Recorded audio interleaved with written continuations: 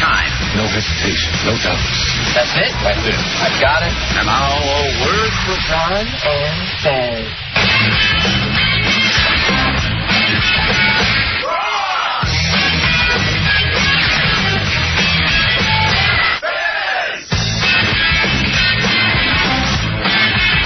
Ron and Fez! Hey!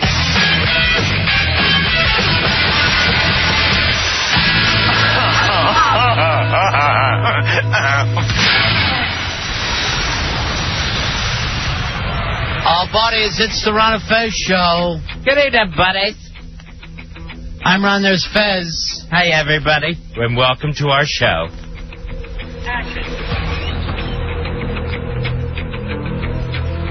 It's Tuesday night, Fezzy. We're going to have a guest on a little later on tonight. It's the guy who did this documentary. I'm sure you've heard about it, Fez. Won a big prize at Sundance Film Festival. The name of it is Supersize Me. What he did is this. He goes in, he sets it up with his doctors, and eats at McDonald's 3 meals a day for 1 month. Doesn't seem like that big a deal to me. Does it, Teal? No, it seems like people do that all the time. And yet, in the 30 days, he put on like 24 pounds. Also, his cholesterol went through the roof, and he says his liver was damaged. His liver was in bad shape and needed repair. All only because in 30 days, all he ate was McDonald's food. Now, I don't think he means just cheeseburgers by that. You know what I mean? I think he had, either chicken sandwiches or their breakfast. To me, I didn't think it was going to sound that dangerous. And now, his name is Morgan Spurlock. We'll be talking to him later on. And with this, it seems, my liver should be damaged. I know I don't eat there 3 meals a day, but I eat a lot of fast food. Do you eat fast food every day of your life? Probably every other day, I would say. Other day, you're going into a drive-thru. Yeah, every other day. And is it the same kind, or do you mix it up? Sometimes I'll get, chicken. Sometimes I'll get a chicken sandwich. Sometimes I'll get a burger. But it's always the same place. It's not like you don't go to different fast foods. Right. It's always the same fast food joint. So it's a lunch for you or it's a dinner? Usually a dinner. Yeah. You get the fries, you supersize? I definitely supersize because I got to have me a lot of fries. I like some to be able to eat out of the bag on the way home, and then some for when I actually get there. So you're like you are your own child. You're like one of those type of people where you're really in touch with your inner child. Yeah, when I get home, I'm really excited to see what I brought me. Now, most of the time, I think we can stay away from fast food unless we're drunk. And then it's very, very difficult to say, I know this isn't, so good for me, but you're already drunk, and let's face it, you're starving. You're going to hit a drive-thru. Yeah, it's the convenience as well as the drunk cravings. Because there's stuff where you just want to have it. There's certain things where it's like, I could really go for some sliders right now. And that gets stuck in your mind. Yeah. For me, I think of all the fast foods, I could probably give them up except for pizza. Pizza is it's a weakness, Fez. It's a weakness since I was a child. And a slice to me is like skipping any other meal. A slice is fine. And I'll tell you something else. The McDonald's breakfast, if you're in a hurry, boom, there you go. Oh, I love the breakfast. I didn't even think about breakfast drive-thru. You do breakfast drive-thru all the time? Yeah. On the weekend, that's what I do. Yeah. So weekends, your breakfast. During the week, your burgers. Yeah. That's my plan. So how could I'm supersized. How could you be any worse shape than this guy is? Or maybe he just got into your shape after a month. He literally, if the after picture looked exactly like you. Well, I'm sure I have the 24 pounds that he gained. I already have that. And Lord knows what the liver is. Now, what is it that's so bad for us? Is it the fat? Is it the sugar? It must be the sugar.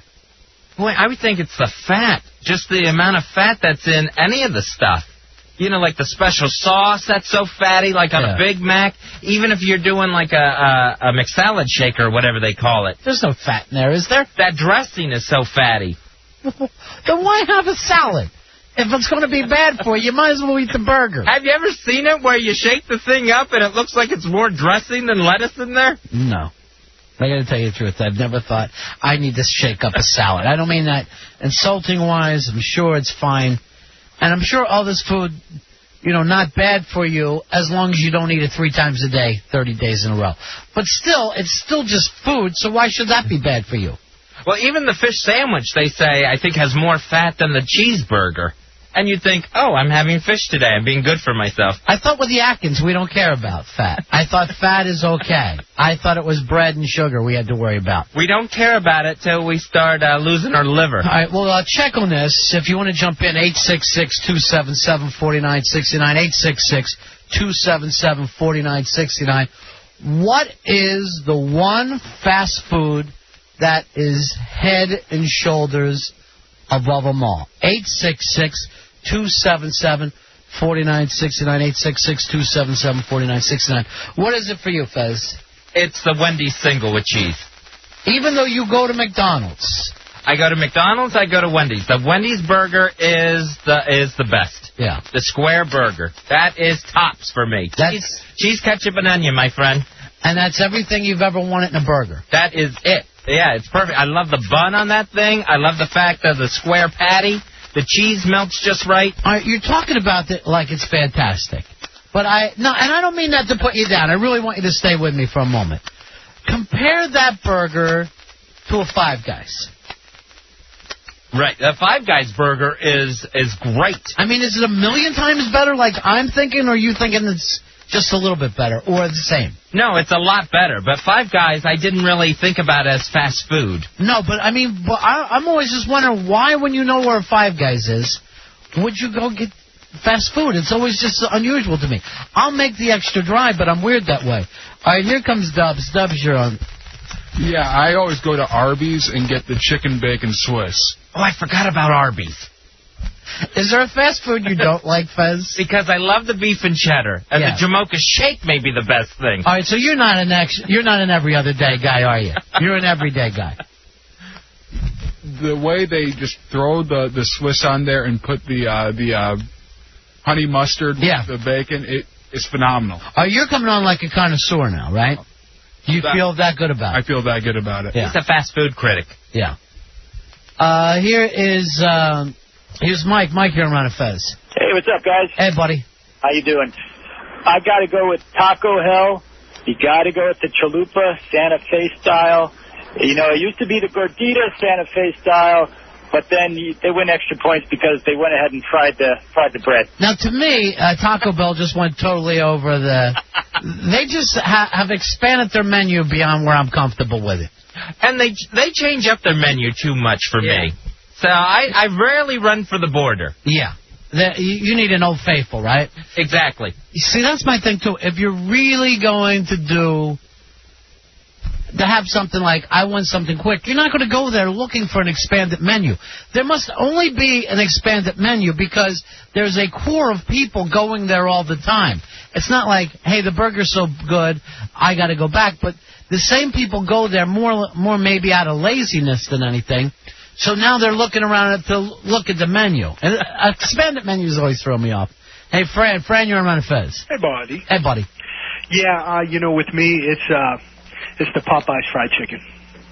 Why Popeyes? I don't know. I don't know what it is. Years ago it was KFC. KFC was the place to be for me. But Popeyes, man, I discovered that. I don't know. It's something I just can't get rid of. No, the brothers love Popeyes, Fezzy. Popeyes is good. Dirty rice and the mashed potatoes and gravy at Popeyes is really, really good. Mashed potatoes and gravy at Popeyes, 10 times better than KFC Kitchen Fresh chicken. I don't want you to sit here because I don't know who's buying spots. I don't want you to really put it down to anybody because it's just really a matter of opinion. John, you're on Ron and Fez. Hey, what's up? Hey, buddy. McDonald's all white meat chicken nuggets now. All white meat chicken. And they're bragging about the fact that it's real chicken. I saw that on the commercial. That was the new selling point. All of a sudden, hey, there's real chicken in our chicken. Yeah. Yeah, when I was little, it was all white meat, and then they switched it to dark meat, and then they mixed white meat with dark meat, and now it's all white meat again. Well, almost like a Jamocha shake chicken there for a little while. So now you're back in a big way, right? Yeah, well, I'm at Wendy's right now waiting on food. So there you go. Here is Dan. Dan, you're on the Ron and Fez show. How you doing, buddy? Hey, pretty good. I don't know if you guys are familiar with this, but Whataburger has those huge, enormous burgers that, like, literally fall apart when you're eating them, but they're great. Whataburger, Fezzy, down your way. Yeah, I used to go to Whataburger when I lived in Pensacola, Florida all the time. It is probably the better drunk burger. There's so much crap on it, and every bite of it tastes good when you're really drunk. They literally tell you that if you're going to eat this burger and it's your first time, you should be sitting on a toilet while you do it. It's just to be perfectly safe. It's that explosive. They should give you a man-sized Pampers when you walk into the place. Sean. Sean, you're on Ron and Fez. Hey, how you guys doing? Hey, buddy.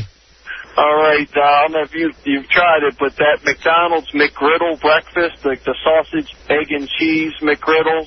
Yeah, it's like a pancake sandwich. Have you had it, Fez? You know what? I never tried the McGriddle where the syrup's inside. I did it for some reason when I do my vacations in the summer. If we're traveling, we always do a lot of McDonald's breakfasts, and that's when it came out last year.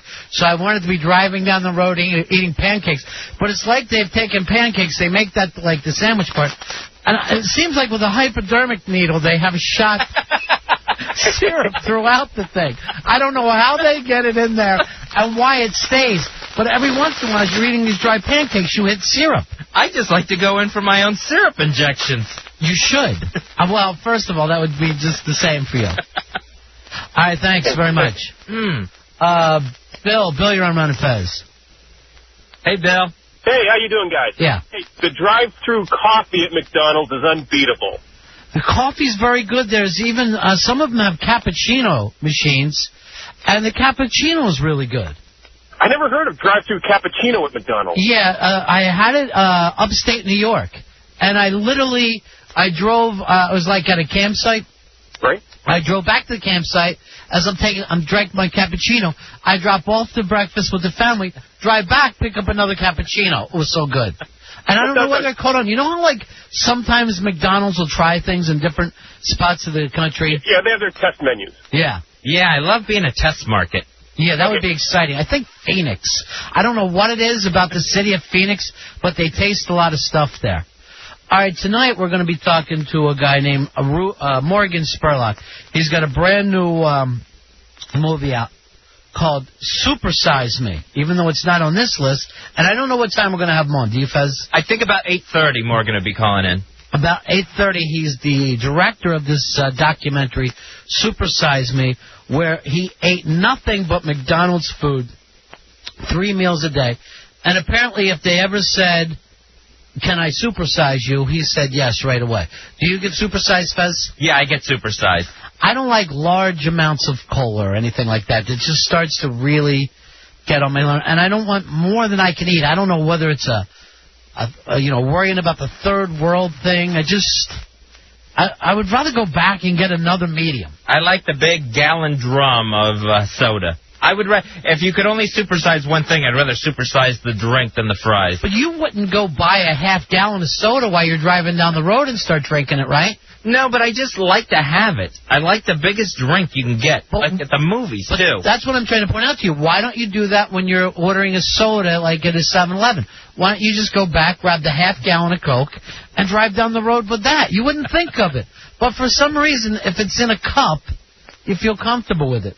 Patrick, you're on Ron and Fez. Hey, guys. Yeah. White Castles. The ultimate fast food. Do I need 6? Do I need a dozen? Do I need 2 dozen? Yeah, White Castles, because they're so small, they're confusing. It's an old chain, but it hasn't gone universal, has it? No. In some parts of the country, they're just peppered. In other parts of the country, you can't find them at all. And I don't care for those anymore. After eating them against J-Dubs, I still haven't gotten my flavor back for them. You ate how many that night? I think I ate 15. All right, so I wonder what if you would eat 15 of them every day for 30 days. Maybe we need to put you on this, Fez, so we can go up against this guy. We still have a bunch in the fridge. You want to do it tonight, Fez? Eat another 18? I still haven't gotten my White Castle legs back. I think that's the lithium talking. Eric, you're on Ron and Fez. Hey, what's up, guys? Yeah. Kind of hard to find nowadays, but Long John Silver's. I'm just a sucker for the fried fish with the malt vinegar. I will say this. Never in my life have I walked into a Long John Silver's. I've seen them my entire life, and never once do I think to myself, I want fast fish. I don't know what it is. It's the cleanest fast food restaurant. I used to work there. I worked everywhere. It's the cleanest one you'll ever go to. Did you get the fish with the crunchies? Oh, yeah, all of it. They're called crumbs. Crumbs, that's it. What's a crumb? They're 15 cents for a side of crumbs. It's the batter that fell off the fish in the fryer, and you just get the batter crumbs. Delicious. And you can get extra on your fish. So you sit and you order batter crumbs. Yes. Yes, sir. I think you should be able to get them anywhere. Sometimes I think if we were serving the Iraqi soldiers so that those pictures would be in the New York Times. Here is Donnie. Donnie, you're on Ron and Fez. Hey, buddy. Hey, buddy. How's it going? Good.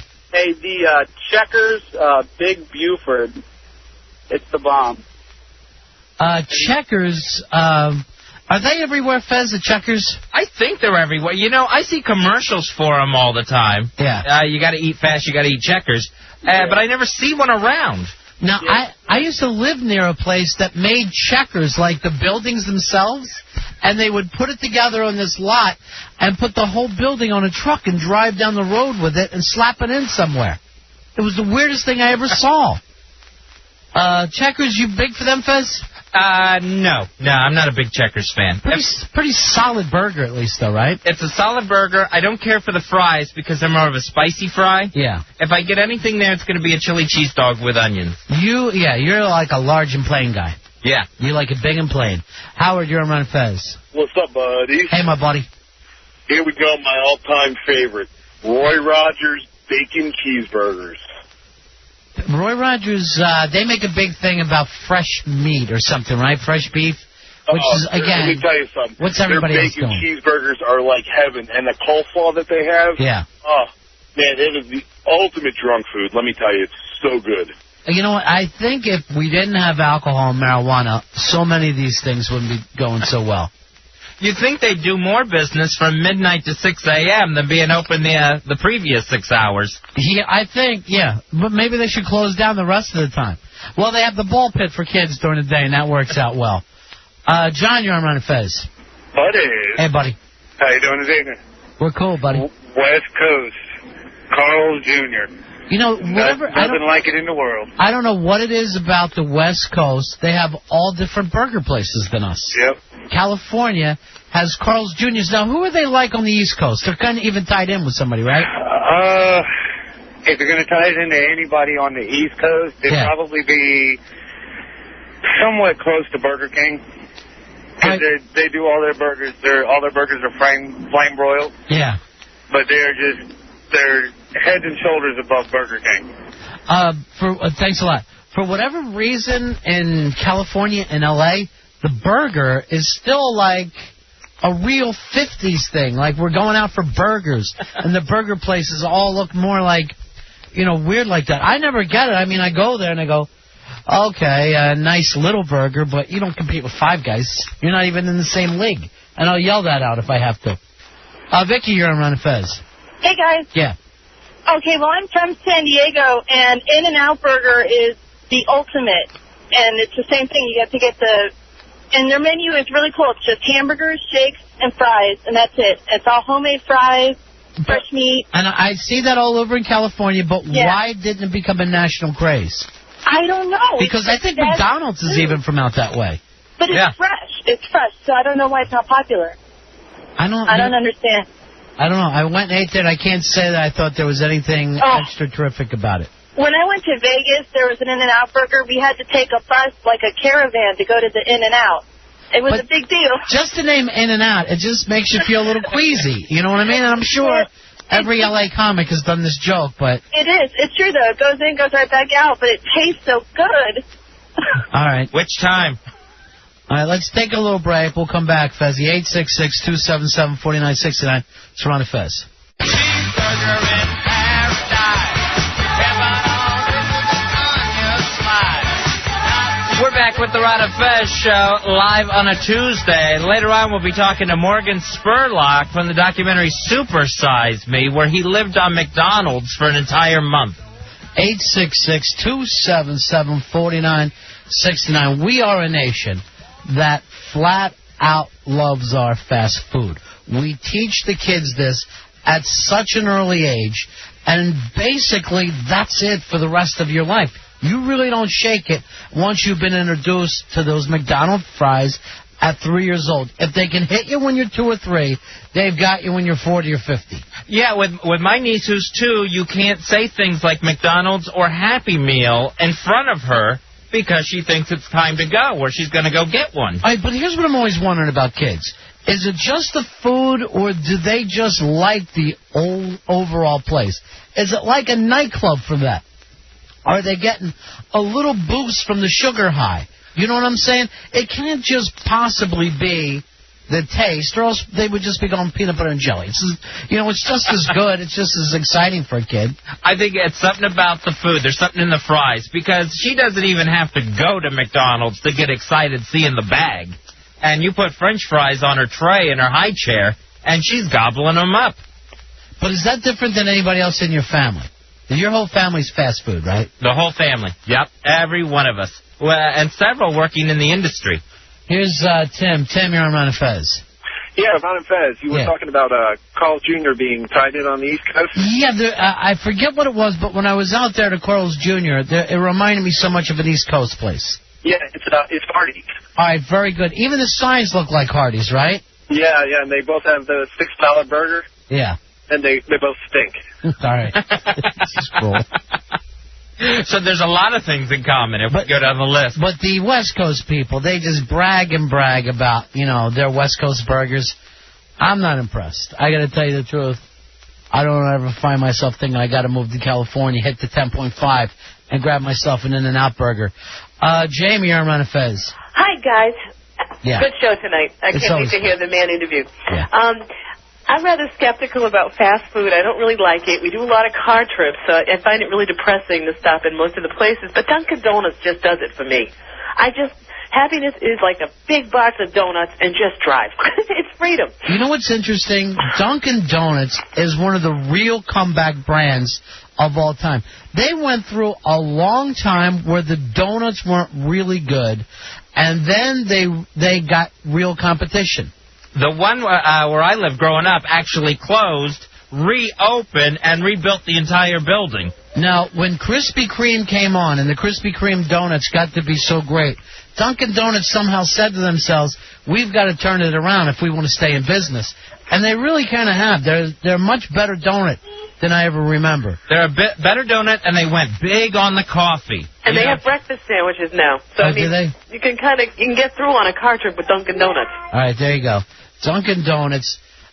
My problem is, and I love Krispy Kreme. I like a donut. But as far as the car trip goes, no. I can only make it so far because I rush up high and I come right back down.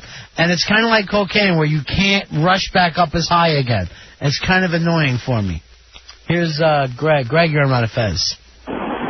Foot-long chili cheese dog at Sonic. Delivered to your car. That's the best.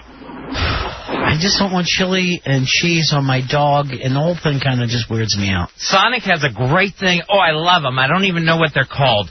It's tater tots, and they're covered in chili, cheese, and onions, and you can get jalapenos on them, too, if you want. And it comes in a big, long tray, like it's a foot-long hot dog, but it's just a trough of tater tots. Now, I don't want you to feel like I'm attacking you. Okay. And I'm not insulting you. But is there a single fast food that you don't know quite a bit about? I mean, I just feel like whatever anyone brings up, you can go on and on and on about the product line. And I like to try different things, Ronnie. I'm that kind of a person. I'm adventurous, where I'll try different fast foods. Not to mention the Sonic Cherry Limeade. Hey, Corin, you're on Ron and Fez. Yeah, hey, I'm pretty sure there should be more vegetarian fast food restaurants. Yeah. Because there are none, and there are no Burger Kings in Vienna, Virginia. You cannot get anything to eat late at night. All right, so when you're a vegetarian and you're on the road, let's say you're doing a road trip, what do you do for breakfast and lunch? Burger King or McDonald's breakfast sandwiches without meat on them.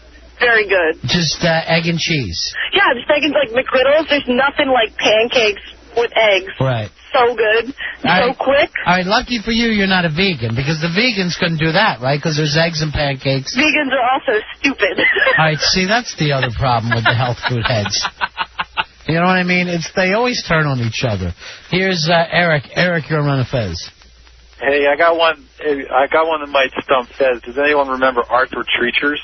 Arthur Treacher's fish and chips. Not only do I remember the fish and chips, I remember Arthur Treacher from the Merv Griffin show. Well, that's right. He used to be Merv Griffin's sidekick. I used to get, they actually did chicken, too, and they would dip the chicken in the fish batter, and then they'd serve it with these things called hush puppies. Hush puppies are great. I love hush puppies. Real ones, yeah. They're like fried corn balls or something.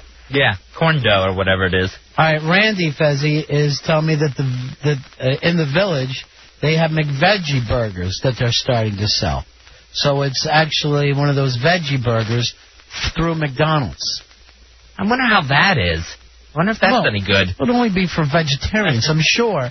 I mean, have you ever been at a cookout where you go, let me have the veggie burger? No, but there's always, when I'm cooking out, there's always some woman in the family that I got to flop 2 veggie burgers on, or one of those giant mushrooms. Oh, yeah. Which are just like a burger. Sure they are.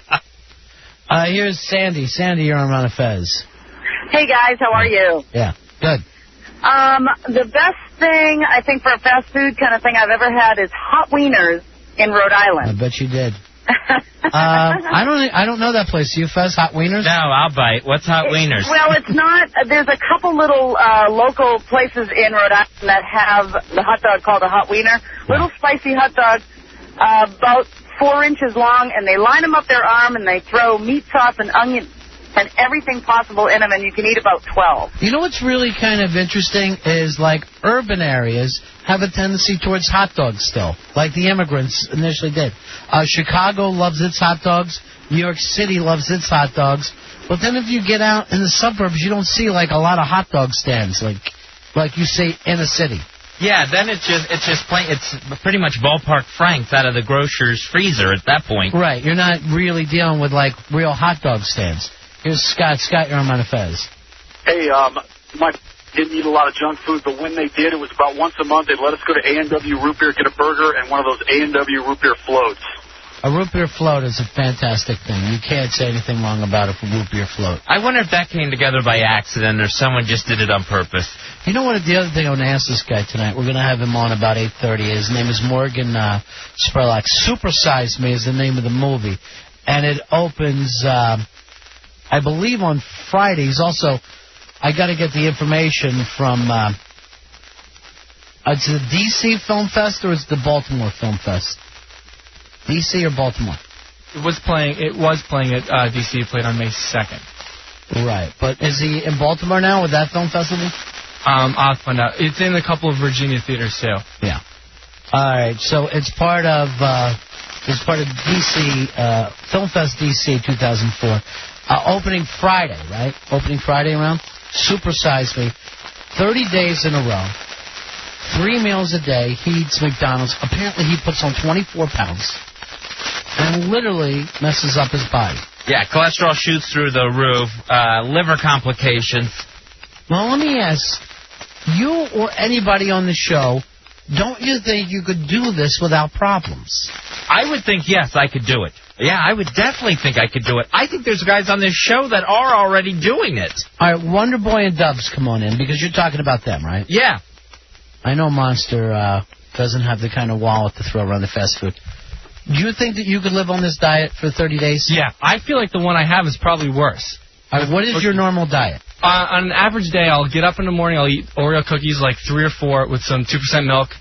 Come to work. I don't really have anything. Actually, I'll have like a piece of candy here at work. Then I'll go home at night and maybe have like half of a Tombstone pizza. And on a basic day, that's about it. Oh, and then ice cream after the pizza. Do you ever shake up that diet, though? Sometimes, like on a Friday, I'll go out to like a TJ Fridays, have chicken fingers with, fries. But then it's also there's never any vegetables in your diet. No, not really. No, maybe like once a week, I'll have like a chopped up tomato or something. A chopped up tomato. As someone throw it at you? I don't understand what you're saying. Well, as part of, let's say, a taco salad, I might chop up a tomato. That'd be it. I don't think your diet is as bad as you think. You know what I want you to do? I want you to do this for a week. I want you to keep a food journal. Okay. Because I don't believe, when you get into this, normally here's what I have, and then I go, I think he's just, I don't think he has a good enough memory. You know? Yeah, for a couple of cookies and a piece of candy, and then you go home to half a pizza. I'm sure there's more food in there than you're remembering. I'm sure there's more food, and I'm sure that he's eating it at more different places.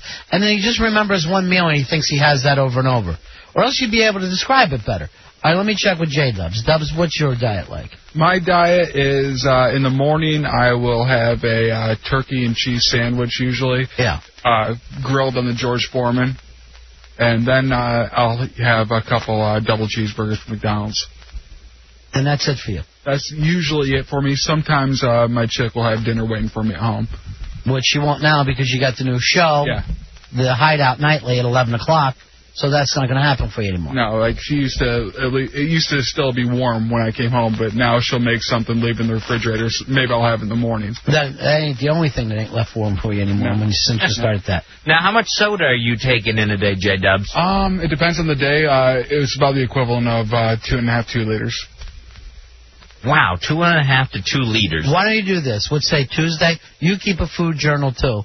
And we'll put yours up against Wonder Boy's. And I want you guys to be honest. Yeah. I don't want you to live differently. I don't want you to do anything differently. And then we'll just show it to a nutritionist. Because you're both so bizarre. And they both look far older than their ages. Dubs looks like he's 45. Wonder Boy looks like... Basically, he's one of those elderly men that you see in the park that you worry about because he can't keep his pants up. I'm thin, but usually I get told I look younger than what I am. By who? I don't know, people I meet. Like, when I meet people, I'll ask how old I look, and they'll say, 19. What adult says, how old do I look? And why would you even ask that? That's only fishing for compliments. Maybe. Here's Jay. Jay, you're on Ron and Fez. Hey, Ron and Fez, how you doing? What do you say, buddy? Hey, there was a restaurant when I grew up, little place, like a Big T or something. Yeah. You used to go there and get hot dogs and then get chili burgers or chili dogs. Yeah. And the thing was, when you ordered a chili dog, you didn't get no hot dog in the bun. You just got a bun with chili. Yeah. That's what they called a chili dog. Yeah, I'm always suspect about that kind of stuff. Here's Kelly. Kelly, you're on Ron and Fez. Hey, guys. Love the show. Listen, I was wondering... What does Hefe eat for his daily constitutional? Because I'd be curious. I'll tell you one thing that Hefe eats. A little bit of frijoles and, Hefe will bring in a jar of peanut butter and those round things. What are they called, Fez? Rice cakes. Yeah, like a rice cake. No way. I thought he was like Spanglish or something. I thought he was really into the Tex-Mex and stuff. Well, I don't think his palate is there. His palate is very weak as far as I remember. And he would leave it in our office, and it's just jar after jar of peanut butter, just straight peanut butter all the time. Two things with Hefe. Right now, I don't know what kind of program he's on, but he's carrying around this canister that I swear it looks like he's carrying around a drug sample that he has to give his parole officer. I don't know what is in this gallon thing that he's carrying around that he's drinking constantly. By drug sample, you mean urine sample? Urine sample. Yeah, because hopefully it's not a drug sample. It's only if it's bad, if it's tainted. What Hefe's doing right now is called the Master Cleanser. Yeah. And all this is water, some kind of juice, cayenne peppers. Oh. You know what it's like? It's like that Hollywood diet. Remember we used to sell that at NEW where you're supposed to lose 10 pounds over the weekend if you drank it? He might as well be eating the cabbage soup diet.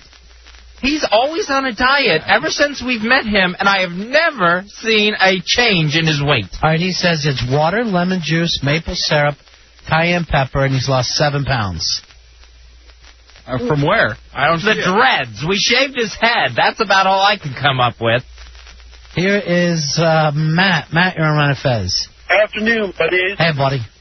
Hey, I just wanted to say it's a little hard to find this place. The only way I know is when you're over the Bay Bridge. But Hardee's, they have this monster burger. It is like a gift from God. It is so big and so good. And you think God left it for you at Hardee's? Well, yeah, some nights, you know. I'll be disappointed if I see that God is sitting at a Hardee's when I get there. With a hairnet on. Yeah. All right, see you later. Yeah, I would be. It's hard to believe that. Here's Steve. Steve, you're on Ron and Fez. Hey, Steve. Yes. Go ahead, buddy. You're on the air. Okay, yeah. My favorite place now is Chick-fil-A. Used to be only able to find them in shopping malls and stuff, but they've got them popping up everywhere now. You're a big Chick-fil-A fan, right, Fez? I love Chick-fil-A. That is the best. Chick-fil-A is great. Lemonade, it's great. What is so great about it? Because I've tried it, and I can't say that it's horrible, but I will say cafeteria-style food. I feel like I'm eating in a high school cafeteria. I like everything there. I love the taste of the chicken sandwich. It's so thick and moist. Also, the bun is a really good bun that I like because it sops up whatever they spread on it to toast it. The coleslaw and the waffle fries are great. They're really good all the way around. We should have you put out a book where it's like a food book. It's like Zagat's, but it's only for fast food. You're just going on and on, talking about the textures. It's so good. It's all so good to me. Here's Chris, you're on Fez. Buddy. Hey, buddy, what do you got? What's going on, man? Hey, Fez, I know you're from the South, man. So am I, from Tennessee. Not sure if you ever come across this before, but you ever heard of Crystal? Crystal Burger is really White Castle, just in a different part of the country. Mm-hmm. Yeah, it's chicken. No, they don't sell burgers. They sell chicken burgers, little small chicken burgers. I'm sure they sell burgers, too. Just ask. Yeah. All you have to do is ask at a lot of these places. And it's probably chicken fried burgers. Yeah, I've heard it called Crystal Burger, of course, White Castle, Royal Castle when I was a kid. I don't know why they do that. It's like Ray's Original Pizza. I don't know why they go on and on calling it the same name when it's not even tied up together. Oh, excuse me. All right, we're going to talk to this guy in about a half an hour. Now, we did Dinner for Five Friday night, Fez, right? This is Fez's Dinner for Five ripoff. Yeah, where me and a lot of my film buff friends go out to dinner and we discuss film and different issues. Independent film. Now, who did you have with? Who's part of this week's episode? This week's episode, Paranoid, Crazy Jen, a fine young comedian, Wonder Boy, his girlfriend Skellington, and myself, Fez Marie. Okay. Now, last night we heard about. Well, let's face it, the women didn't get along. Does that come across in the tape? I said I didn't want to hear the tape until it comes on the air. Wonder Boy? Oh, yeah, that comes across. And you feel comfortable with this? You're the editor, right? Yeah. You feel like you did a great job? Yeah, with editing, yeah. Fez, have you heard it yet? I have heard pieces of it. Yeah. And, of course, I lived it. I know you had to come in and do your VO work today. Right. Your voiceover work. So I laid down those tracks. All right, let me ask you. Is this more of an 8 o'clock bit? Or a 11:45, 10 bit. Can we come back with this? Do we feel excited enough about it? Let's come back with it. Wow. 8 o'clock, prime time. All right, we're going to come back. We'll set it up again. It's Dinner for Five. If you'd like to be part of this, and I've gotten so many different people, Fezzy, that would like to try this. Cherrynoid, Cigar Sid, and it goes on and on. Just so many of our good friends would like to be part of your new little round table that you've put together. Fez's Dinner for Five. Now, anyone who... Rip-off. Dinner for Five rip-off. There's a real Dinner for Five. Anyone who wants to do this, I just want you to know that if you do participate in Dinner for Five rip-off, be prepared to regale. You know, don't be shy. Yeah. You can't clam up once we get to the table. All right. It sounds like you're already worried about the first woman. It sounds like there were some clams there. Don't tell me that Crazy Jen got shy. No, Crazy Jen did not get shy.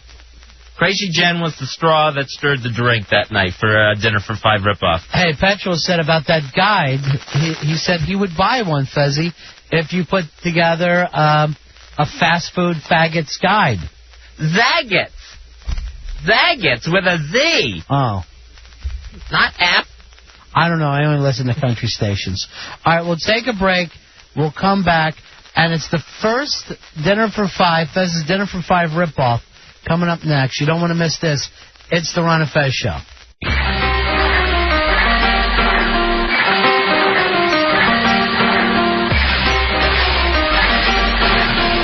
We're back back with the Ron and Fez Show. Thanks for being with us on 106.7 WJFK-FM, live on a Tuesday. All right, it's time for Fez's Dinner for 5 ripoff. Are you excited about this or nervous, Fez? I am very excited about this. This to me was a great time, and what you're going to hear is me and my flunkies having our dinner conversation, my Dinner for 5 gang. Now, already I got an IM from Paranoid that he's going, I wasn't that shy. I just didn't want to talk over Jen and create an editing mess. So he's professional, not shy. And you pointed him out as being shy. He was very shy. He came on strong at the end. I appreciate him being there. He was very shy, had a lot of trouble even ordering food. Well, he's paranoid. All right, so here it is. It's Fez and his four. Are the guests introduced? Do I need to introduce this, or it's all taken care of in... The guests are introduced. Okay. Welcome to Fez's Dinner for 5, where me and some of my art house cronies get together and talk about independent film and other things going on. Having dinner with us tonight, of course, is writer, director, and star of his own porn, Paranoid. Hi, welcome to Red Hot and Blue. It's a pleasure to be with you tonight, Fez. Also with us tonight for Dinner for 5, of course, she's known as the minute-and-a-half comedian. Crazy Jen is here. Hey, how you doing, Fezzy? I'm glad I'm not paying for this tonight. Also with us, of course, the producer of the Ron and Fez Show, our 5th choice, really, Wonder Boy, Johnny 5. And, of course, his chick, Skellington. Hi, Fezzy. Happy late birthday. Thank you. Crazy Jen, the stalker. There's an email list there, and it's stalk your favorite comic. So I get on there like, hey, buddy, what's up? I was like, I love your show to all of them to see how many respond. Who'd you hear back from? Rich Boss. Of course. Boss told me I should rob a bank to relax before I do it. And, what's his name, that guy that throws the confetti? Rip Taylor? Rip Taylor, yeah. One of the greatest entertainers of all time. He didn't write me back, though. Your hair reminds me of Rip Taylor. Doesn't really look that good, huh? If it came off, yes. The ordeal of ordering. The onion ring? No. Jen, get some onion rings if you want them. I'll share them with you. Will you share them with me? I don't like to look like a pig. What do you got? You something like here for you, jerks. They're not spitting your food. Right. She didn't hear it. She's not here. I'm not yelling it later. She'll hear it. What are we talking about? Yeah, onion loaf. You don't eat onion rings either? I love onion rings. That's my order. We're supposed to eat it together. Oh, catfish. No, the catfish sandwich. You don't like catfish? Oh, no, go ahead. You know what? I'll change it up so they don't like... You can say next week. No, can I? You like pork? I don't eat pork. I'm not eating your plate. I'm just saying I whatever you want. I'll get the pork. Do whatever you want. Is that right? Don't forget the alcohol. I won't. Thank you. It's taking too long in between the drinks. I need them one after another, or else it's going to be like, okay, now I'm sober. Did you order your onion loaf? Yeah. Do you want that first? It's an appetizer. I think you get it first. Forensics and friends.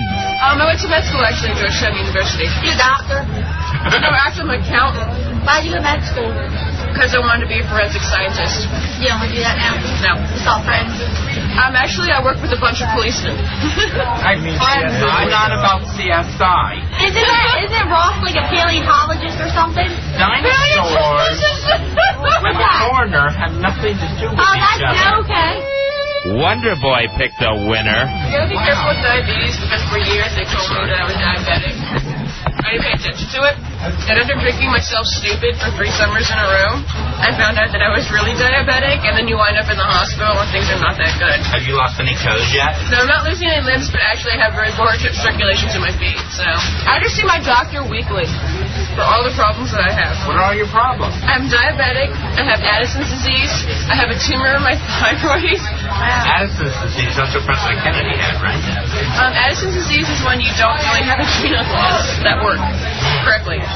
So I had to take a hormone that replaces it, and that's okay, but leads up to other diseases. Like once I was like 17, 18, I had thyroid problems. And my thyroid decided to stop working, and I found out I have a tumor in it, so I had to have that removed. I can't make babies because I have reproduction problems. I'm diabetic, and I have severe problems with like just like the, not a mental illness, but you know, on panic anxiety disorders, I have to take 10 meds on top of everything else. So right now I'm scheduled to have my thyroid removed. I need knee surgery. I need surgery on my tummy. That's crazy. Crazy Jen's amateur video adventures. All right, ever videotape yourself having sex? No. Jen? Jen, is there video of you on the internet? No, there's just one video, and then that's it. What happened in this video? I got set up. Is it with Pickles? No, it's with a. Oh man! All right, can we go on next topic?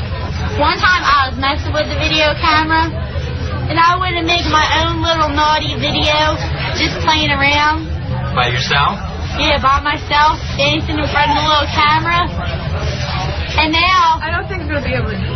And now my camera is broke. Videotape is stuck in there. Your naked ass broke the camera. That's just my big old ass in the camera. How unattractive is your ass that it broke a video camera?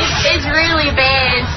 That's embarrassing now that I think about it. I shouldn't have done that. Is that your most embarrassing moment? No. She has many views. Yeah, you don't even know me and you know me. Alright, when I was... Am I loud? I always leave. Wait, let me think a little bit. There's too many to like record in one session. Look at you, Piercing. Alright, this is my most embarrassing moment ever, okay? I was working at the Holiday Inn, right? And it was like 12 o'clock at night. And these church ladies, they rented this room out. I mean, they were just had their tambourines and they were just preaching and everything, right? So I'm about to leave the building, and this woman runs out from the church thing. And she was like, you gotta help me. She was like, my friend's a diabetic, and she said she's going into a seizure. And I was like, all right. I was like, what do you need? And she was like, I need some sugar packets because you're gonna put it in her mouth. And I'm like, all right. So I run in the kitchen, right? And I get some sugar packets for her. And I run in the room, like, I hear the ER music and everything in my head. I think I'm going to save her. And there's this woman, right? And she's laying down on the ground. And I stand over top of her. And I rip over the sugar packets. And I start pouring it in her mouth. And the woman behind me, she said, no, baby, that's the wrong woman. She's praying. And the woman's like this. And my boss is standing there, and he starts covering his mouth. And he just points his finger. He's like, get out. Happy Mother's Day, Perry. That's great. I stuck my foot in my mouth once again. What'd you say? Crazy Jen just asked if my dead mom was stuffed in the basement. I don't know. No, I didn't know. Browns? No. We can't take you anywhere. No. I don't know you, but we can't take you anywhere. No. It didn't even come off like that. You're so mean. You're horrible. You shouldn't talk about dead moms. No. Especially a guy that hasn't said anything all night. What did you say? No, look, I'm going to get upset now. Stop, dude, I didn't mean to like that. Are you going to put in your cleats and run out of here pretty soon? Yes. He said that he lived in the basement. I said like Norma Pete. I said, is your mom stuffed it? You're close, but it would have been so bad if you tried last week. Did she really? Is your mom really dead? Oh, sorry. So you didn't know. Dude, you know what? I say use it in the act. Can this go down as the most embarrassing moment I think I have on tape right now? Perry's Happy Days. Where do you come in? I'm behind the camera. Hey, don't you ever leave behind the camera? Don't you want to just be like, oh, I can't stand behind here anymore? No. You can just stand behind the camera and not have any feeling at all, and I'll be like, man, those campaigns are great. I'm bored with it, actually. Actually, I just don't like the sex part of it. Can you even get it? No, actually I can't. If you really break it down to it, I can't. Well, I mean, if you're watching people all day and you're just sort of like numb to that, I mean, what turns you on? What gets you like... It's energetic. You gotta be... It's exercise. Do you have bisexual tendencies? I had when I was younger. My first sexual experience was with Scott Baio's cousin. Jimmy Baio? I'm sorry. His name was Sam Baio. And, that's the one from Soap. No, I don't think this guy was on TV. In fact, I know he wasn't. It was out of a place called Lawrence Harbor, New Jersey. I mean, we were just young, you know. It was kind of like each other kind of thing. Experimenting? I was sitting back watching TV, and he started and I was like, all right, you know, I'm stuck in Jersey. A lot of people have gotten stuck in Jersey and not done it with Scapeo's cousin.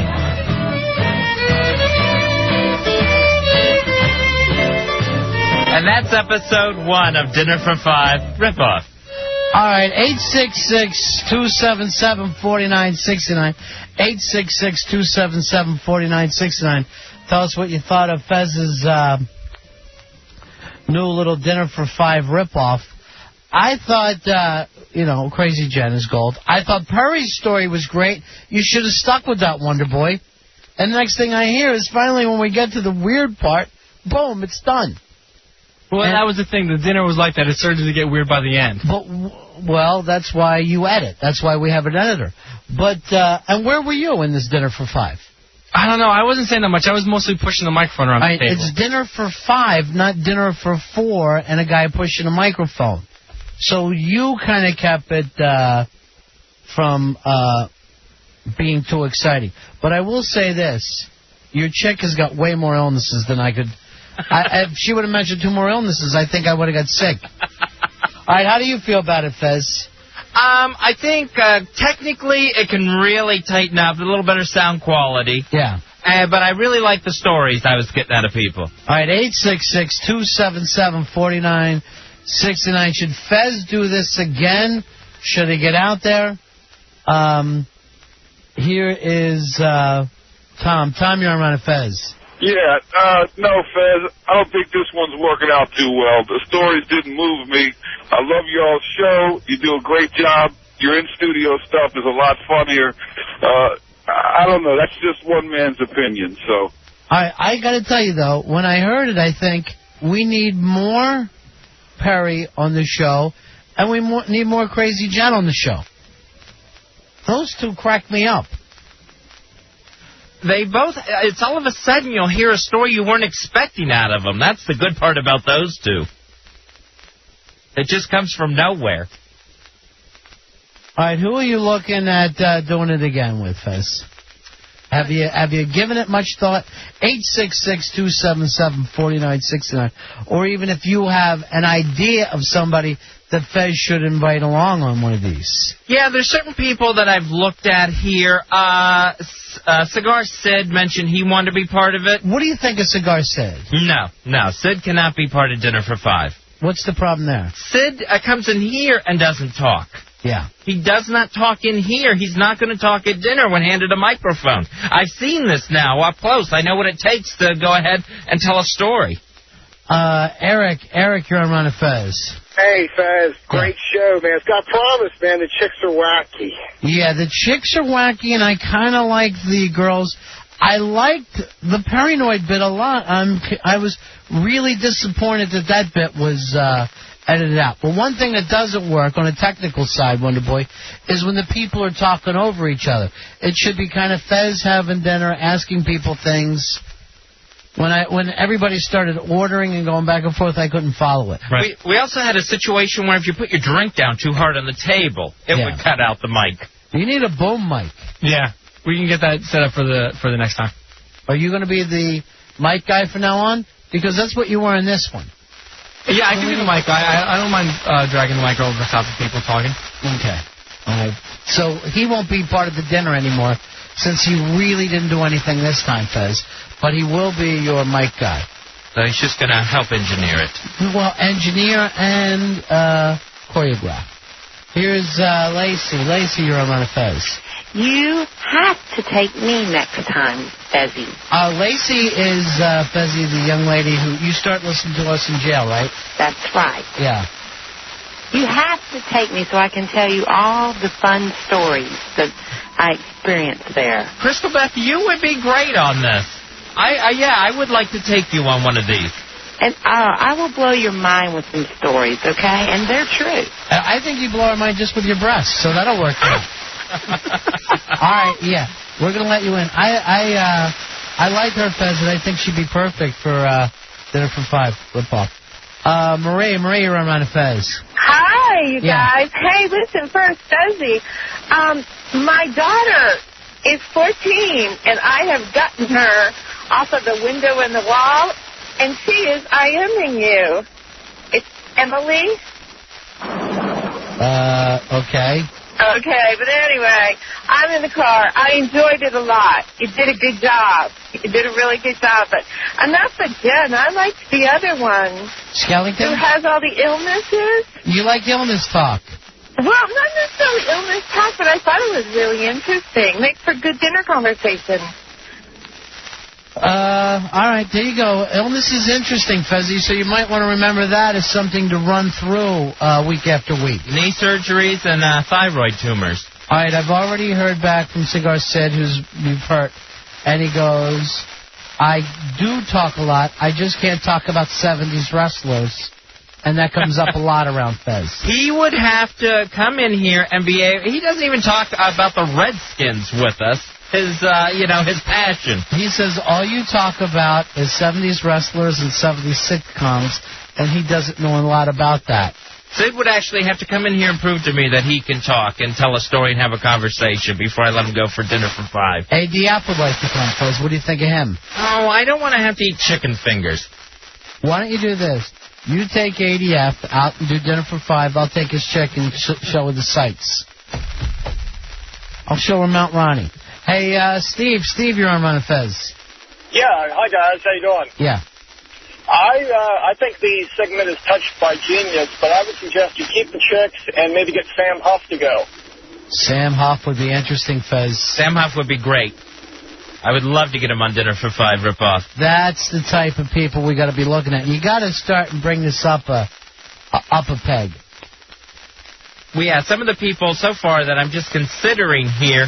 Ed Pappy from Sales. I think Ed would be a nice plus at a dinner for 5. Yeah, that's a gimme. The guy knows how to handle himself, and he's a roller. You got a Bone Daddy who's very, very shy. Probably could talk about a lot of different topics, but won't do it. I would have to say no to Bone Daddy. Bone Daddy doesn't get in? Bone Daddy doesn't get in. But he's the only one who knows about independent film. I know, but then when it's time to talk, he doesn't do it. I've seen it on this show. Same with Mikey Boy. Mikey Boy, I have to put a line through. Mikey Boy's a lawyer.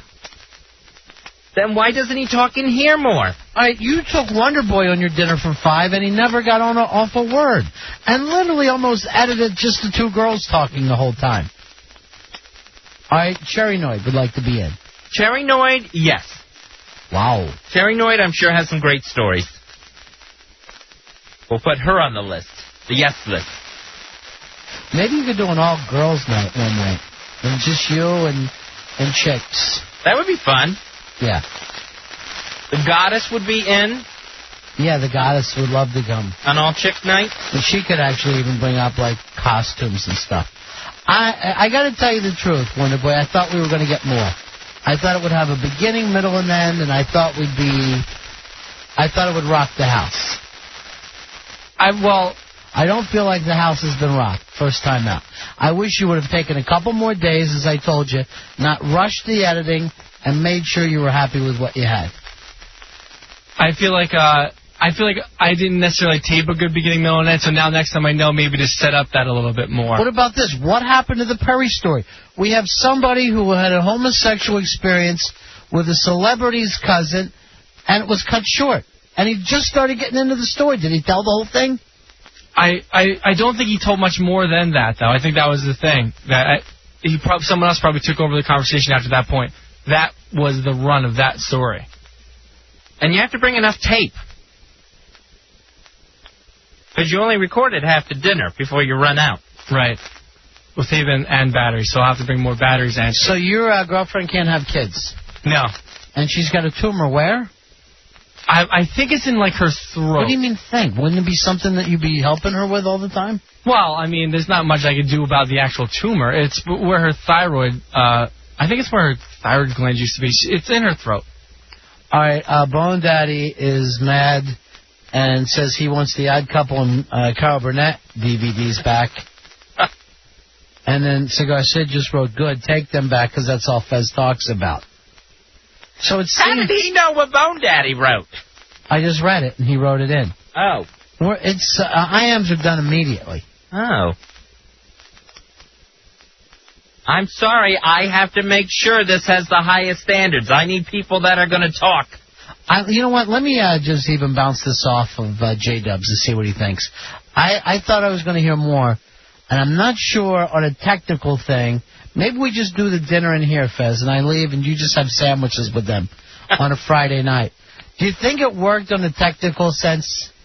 No, I think it would have been a lot better if Wendell would have been out there with the boom. So why wouldn't Wendell do it? He wanted to. Wendell did want to do it. Wonder Boy told him to stay home because he said I would be too nice and let Wendell eat, and that would make a dinner for 6. Well, we know Wendell ain't going to talk anyway. And Wendell would get things done. And we'd have some nice quality. That really sounded more like dinner for 2. Because you didn't even hear Fez in there. Fez was just, he did the voiceover, but you weren't hearing like him with people. Wonder Boy's just going to stack carts in the back and ignore me. All right, when we come back, we will talk to Morgan Spurlock. He wrote Supersize Me and directed it. It's a new documentary. He lived on McDonald's food for 1 month. He only followed 3 rules. He could only eat what was available over the counter. He tried everything at least one time.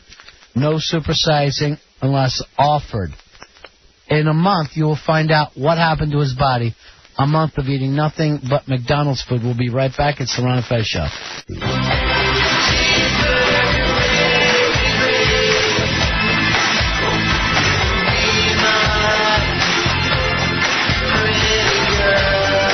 It's the Ron and Fez Show on 106.7 WJFK. We'll be talking to Morgan Spurlock. He has the documentary Supersize Me that is opening nationwide. It's also opening all over in Virginia. Fez, you got to look out for this because it is a documentary. So one of the places it is playing is the terrific Cinema Arts Theater in Fairfax, which is my favorite theater in the world right now. There's the coolest movies ever go there. It's Morgan Spurlock, Supersize Me. He lived on McDonald's for 1 month, 3 meals a day. He's on right now. Morgan, welcome to the Ron and Fez Show. Hey, guys, thanks for having me. And congratulations with all the success. I saw the article in the New York Times today they're running online. Yeah, thank you so much. No, it's been a really incredible ride, let me tell you. Where did you get the idea to do this?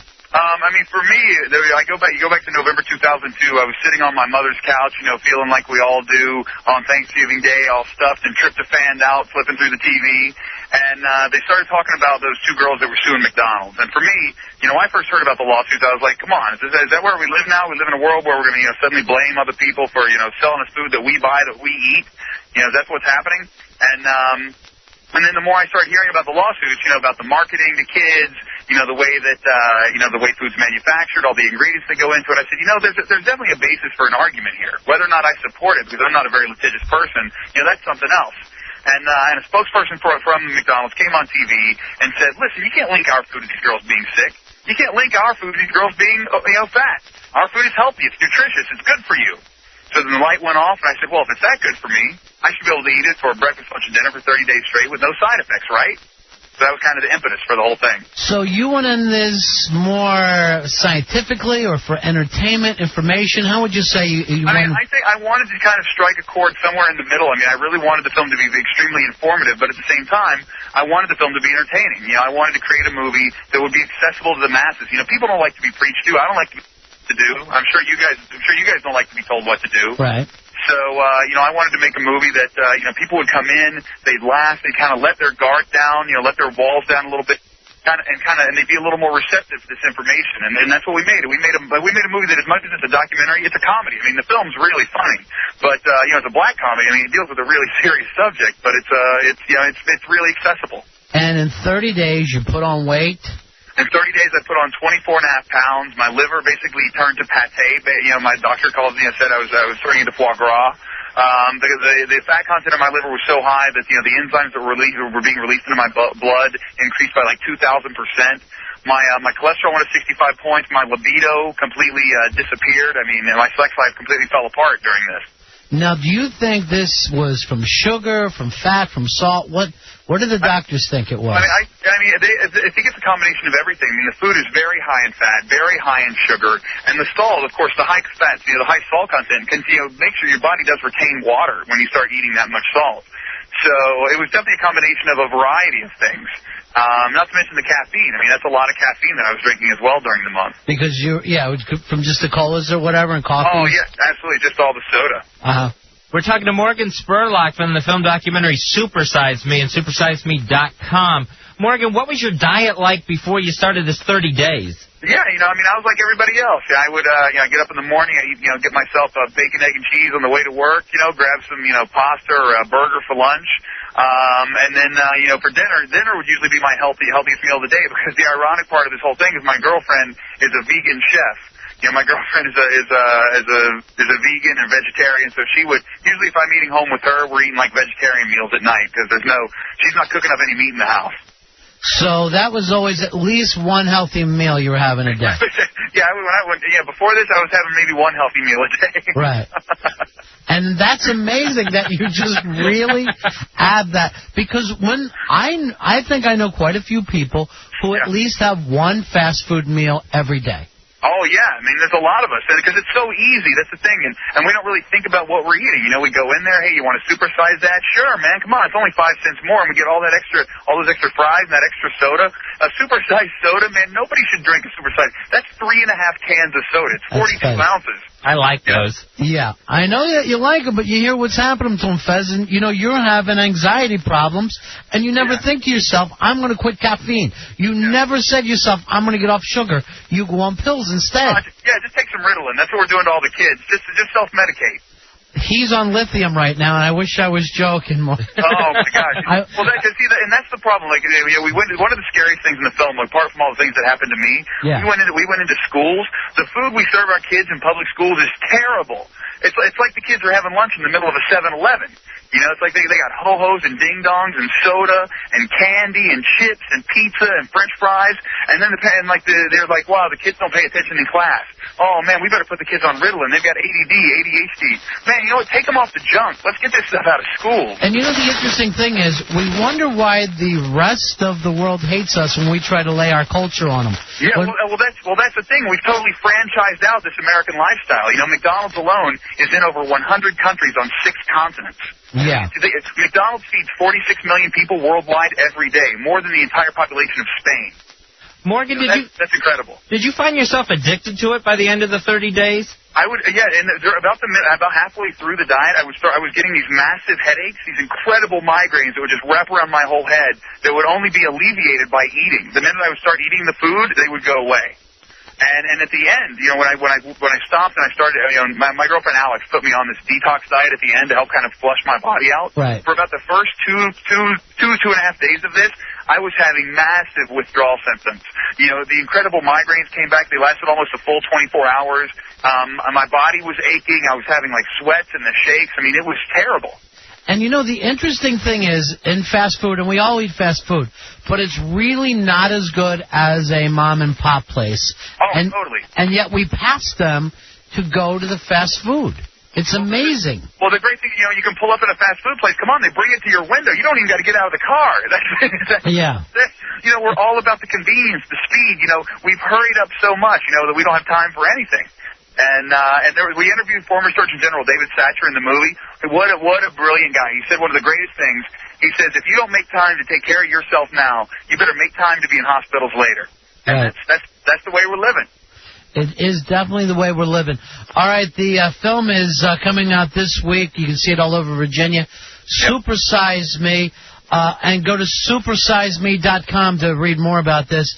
Morgan, best of luck to you, buddy. Thank you so much, guys. It's a great story, and it's always cool to see somebody break out of the pack like this. Cool, I appreciate it. Run with it, big dog. We'll talk to you later. Bye.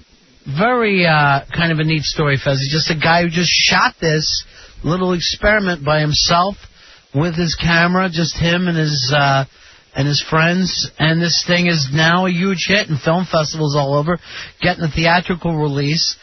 as well as the people writing about him everywhere. The amazing thing to me is that his diet wasn't altered that much when he started the Supersize experiment. Right. It's not like he was a really healthy guy and this fast food just immediately contaminated him. Yeah, because then you would go, okay, that's your fault. You don't live in our culture. You don't live in our world. You came here, you know, you went from being a vegan. You know, like if Moby suddenly started to do Supersize Me, you're going to go, yes, you've gained weight because you've been a vegan.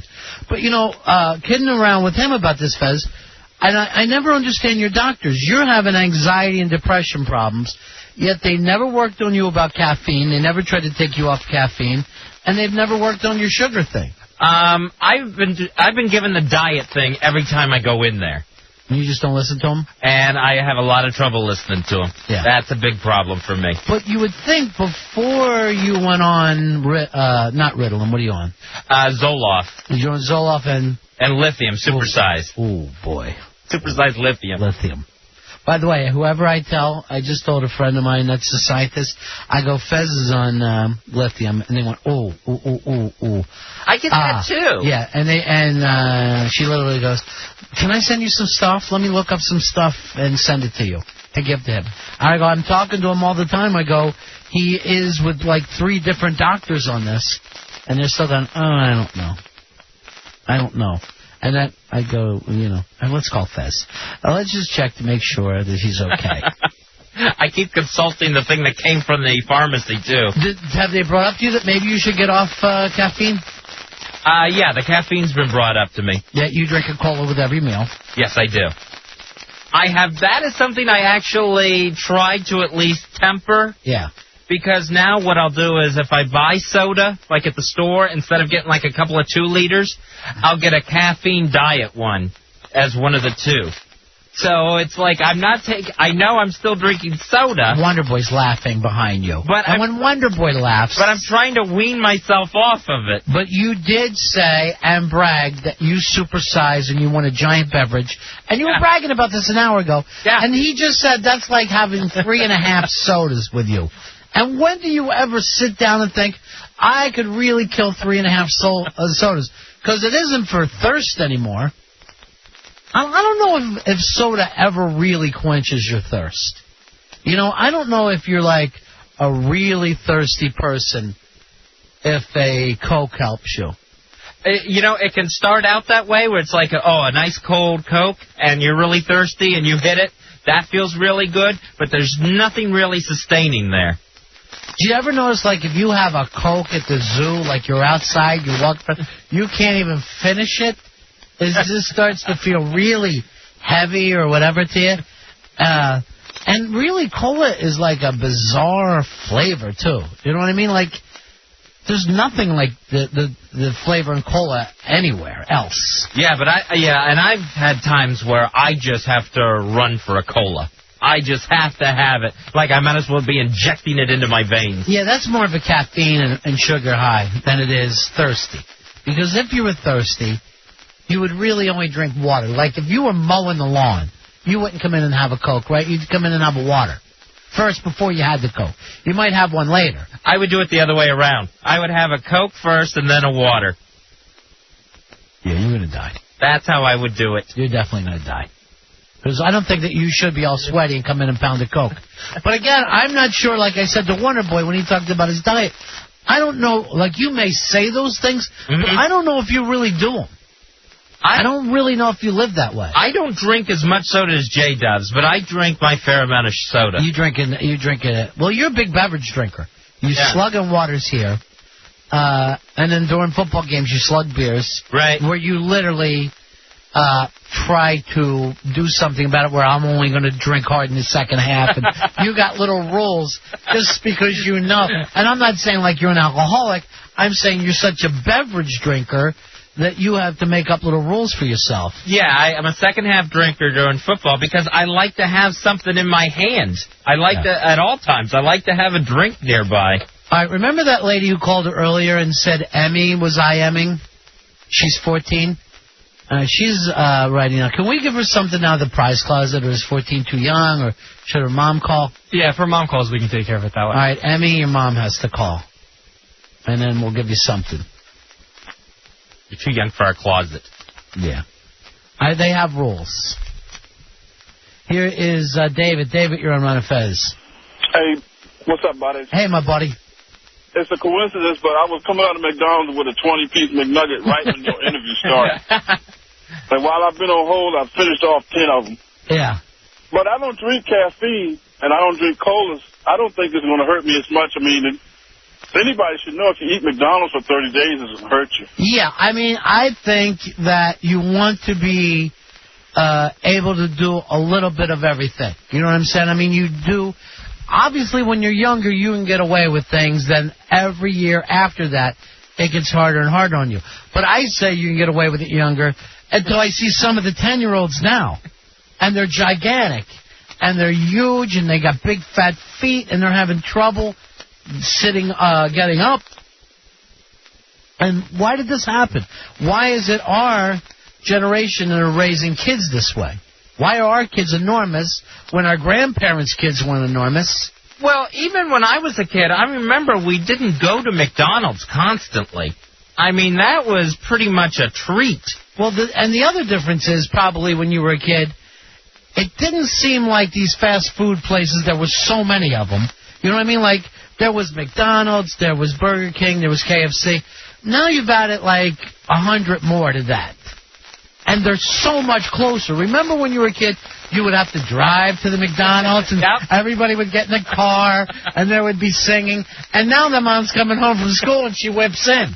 That's how we are with our kids. You know, it's a whole different story of how close and how crazy it is. So there's just a lot more of it and a lot more availability to the kids. It's normally every day with the kids. It's normally an everyday thing. Now, is that because, you know, women are working or, you know, we don't sit down for the meals? I'm sure all those things, you know, are true. But also, you know, when you look down and your kid is 100 pounds overweight. I'm not talking about you got a nice chubby kid. I'm talking about you're worried where you're going to find your kid's pants. And I see the children out there. And you know they're like it. They're bigger and bigger every year. They're crazy big. I don't know if they're getting taller, but they're getting bigger. They're getting rounder. Yeah, well, I think they're taller, too, believe it or not. It just seems to me that they're taller. We're going to end up like that thing. Like, have you ever looked at your parents' yearbook, and everyone in the pictures looks like they're already 40 to 50 years old? Yeah. That's what's going to happen with this next generation. Their yearbooks are going to look like those again, where they already look old in their pictures. That's because they won't live to be old. But, you know, you look at some of the other stuff that's going on with the kids, too, Fezzy. And don't they also seem like they're unhappy? They don't go outside. They don't have a lot of fun. Here's Jay. Jay, you're on Ron and Fez. Hi, Ron. Fez. How are you guys tonight? Cool, buddy. My brother works... Wonder Boy, come here. Go ahead, Jay. My brother works with someone from England, and she told him that in the small circles in England, they describe Americans sometimes jokingly as what they do is they make a C, like a C letter with their hand, and they open their mouth real wide. That's like a visual description of what Americans are. Like we're just constant eaters. Like you're eating like a huge sandwich. We're Pac-Man. I mean, here's the weird thing. We come from all over the planet, Americans. We're English, we're French, we're Italians, and we're Africans, and we're Asians. And when we get here, we're way fatter than all those people. We're fatter than our own bloodlines. We're enormous. Yeah, it's going to be interesting to see, 100 years down the road, what this is all going to do to us, the fast food industry. Yeah. I mean, really. I mean, it's plain as day, I think. I don't know. I try to eat healthy. I ate at McDonald's a couple of days ago. I ate Burger King, blah, blah, blah. But, we're just immune to it. We're just brainwashed in a way, I guess. I don't know. I just thought it was just a real funny thing when he told me. I was like, did they really do that? He was like, oh, yeah, I always thought, my theory was on human evolution that we have so many chemicals and preservatives in our food that we eat that eventually we'll get to the point where humans can just eat things like bleach. We've taken in so many chemicals, and things that are poisonous to us now we'll be able to just take in eventually. Yeah. Now, what do you base these theories on? Just crazy, my own research. Crazy thoughts? Because there's no way we're going to start eating bleach. Here's Mizzle the Tizzle to tell us a little bit about sugar, Fez. Hey, Mike, how you doing, buddy? Hey, that was great. I cannot wait to go see that film. That guy's going to be great. What I was going to say is I read Fast Food Nation, and they said that what has happened is that the Coca-Cola we drink now and the Pepsis and stuff do taste different because it used to be a combination of 50-50 cane sugar, from sugar cane, and then corn sugar. And now it's just that corn sugar, that when you read that famous term, high fructose corn syrup. And that stuff is just murder, meaning it just goes right from your lips, right, boom, right onto the gut. And like you said, with these kids, we have a nation of kids that we're diagnosing as ADD and ADHD, attention deficit hyperactivity. And ADF. And we don't take a real serious look at the diet. Let me tell you this. When I was a teacher, I was selling that candy. I had to be an advisor and raise money for the prom. So anyway, make a long story short, I know kids that have like 2 or 3 Kit Kats or 2 or 3 Mounds and a Coke at 8 a.m. And that's their breakfast. And teachers are wondering why they're bouncing off the ceiling at 3rd period and in a coma in 7th period. And it's not necessarily the fat kids, right? Oh, no, definitely not. Like, take a look at Wonder Boy. If he does keep that log, it will be shocking. Just like anyone, if they really run, it's a great idea to challenge even a person's self to be 100% brutally honest. If people wrote down every single thing that went down their throat, in their mouths, they would really be surprised at the bunch of how much crap they have.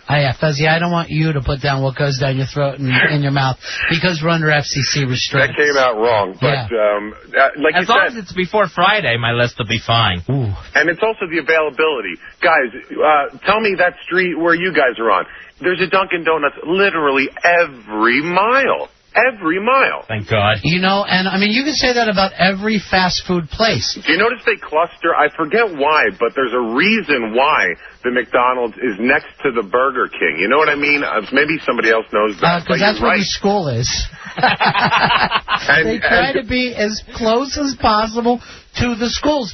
And the odd thing is the poorer the neighborhood, the closer they will get to the school because it makes sense for them. Well, in some states like California, they are in the schools. Like the guy in Supersize Me said, people like Coca-Cola will bring in the machines just to have the machines there. They will give us, I've experienced it, they'll give us the Coke. You can have it. Just put the machines there. That way their visibility starts to go. And then there are schools that get upwards of $100,000 from McDonald's, each school, with programs of incentives and stuff. And it's tough to say no to McDonald's in California when your budget is slashed. So this is what happens. That guy was absolutely right. Why would anybody turn down $100,000? Especially in the crunch with these California schools. There are schools, like he said, where there's sodas available and Pizza Hut comes in once a week and the kids can have their slices or whatever, Domino's. I don't want to single anybody out. But even if they weren't getting in school, because they started doing this because kids don't want to eat like regular school lunches because they eat the other food. That's their addiction now. That's what they love. Like you said, one caller called in, why can't they have a vegetarian menu? You know why? Because they've tried it and no one buys it. No one wants to. They tried the salad shakers. They sit there. Right. I don't want to. Let me tell you, I don't want a salad. I want lasagna. I want pizza. Don't stop playing games with me. Oh, man, I'm starving. Yeah, me too. And, Ron, way to go with the discipline. You're so right. The mom and pop places always rule. You find some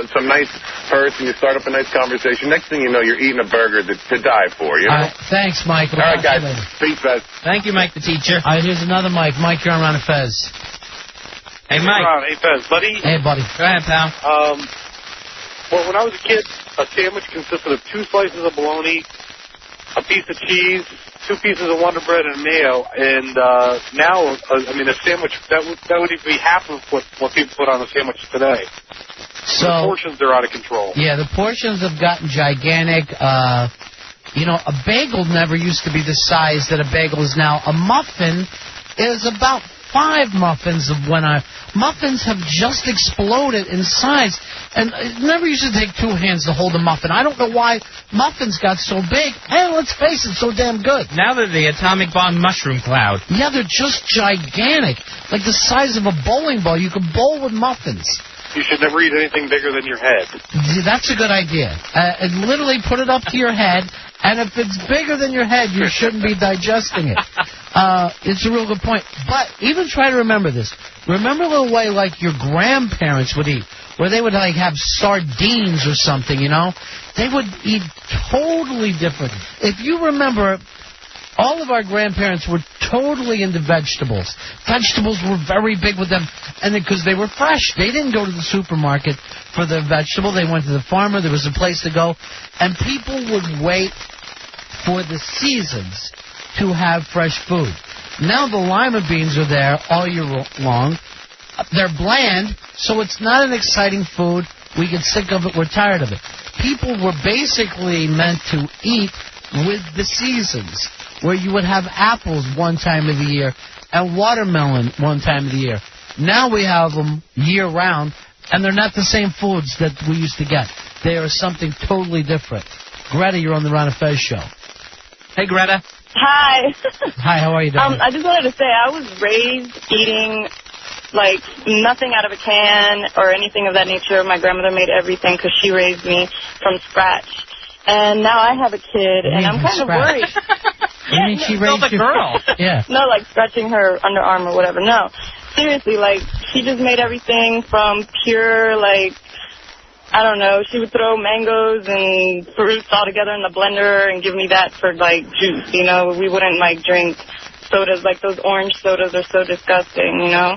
But now I have a son, and I'm a little worried because at home, I'm probably going to raise him the same way that I was raised, maybe not 100% because I don't have time to do all that stuff. But are you raising him from scratch? Yeah, from scratch. Let me know when he's done. All right, I will.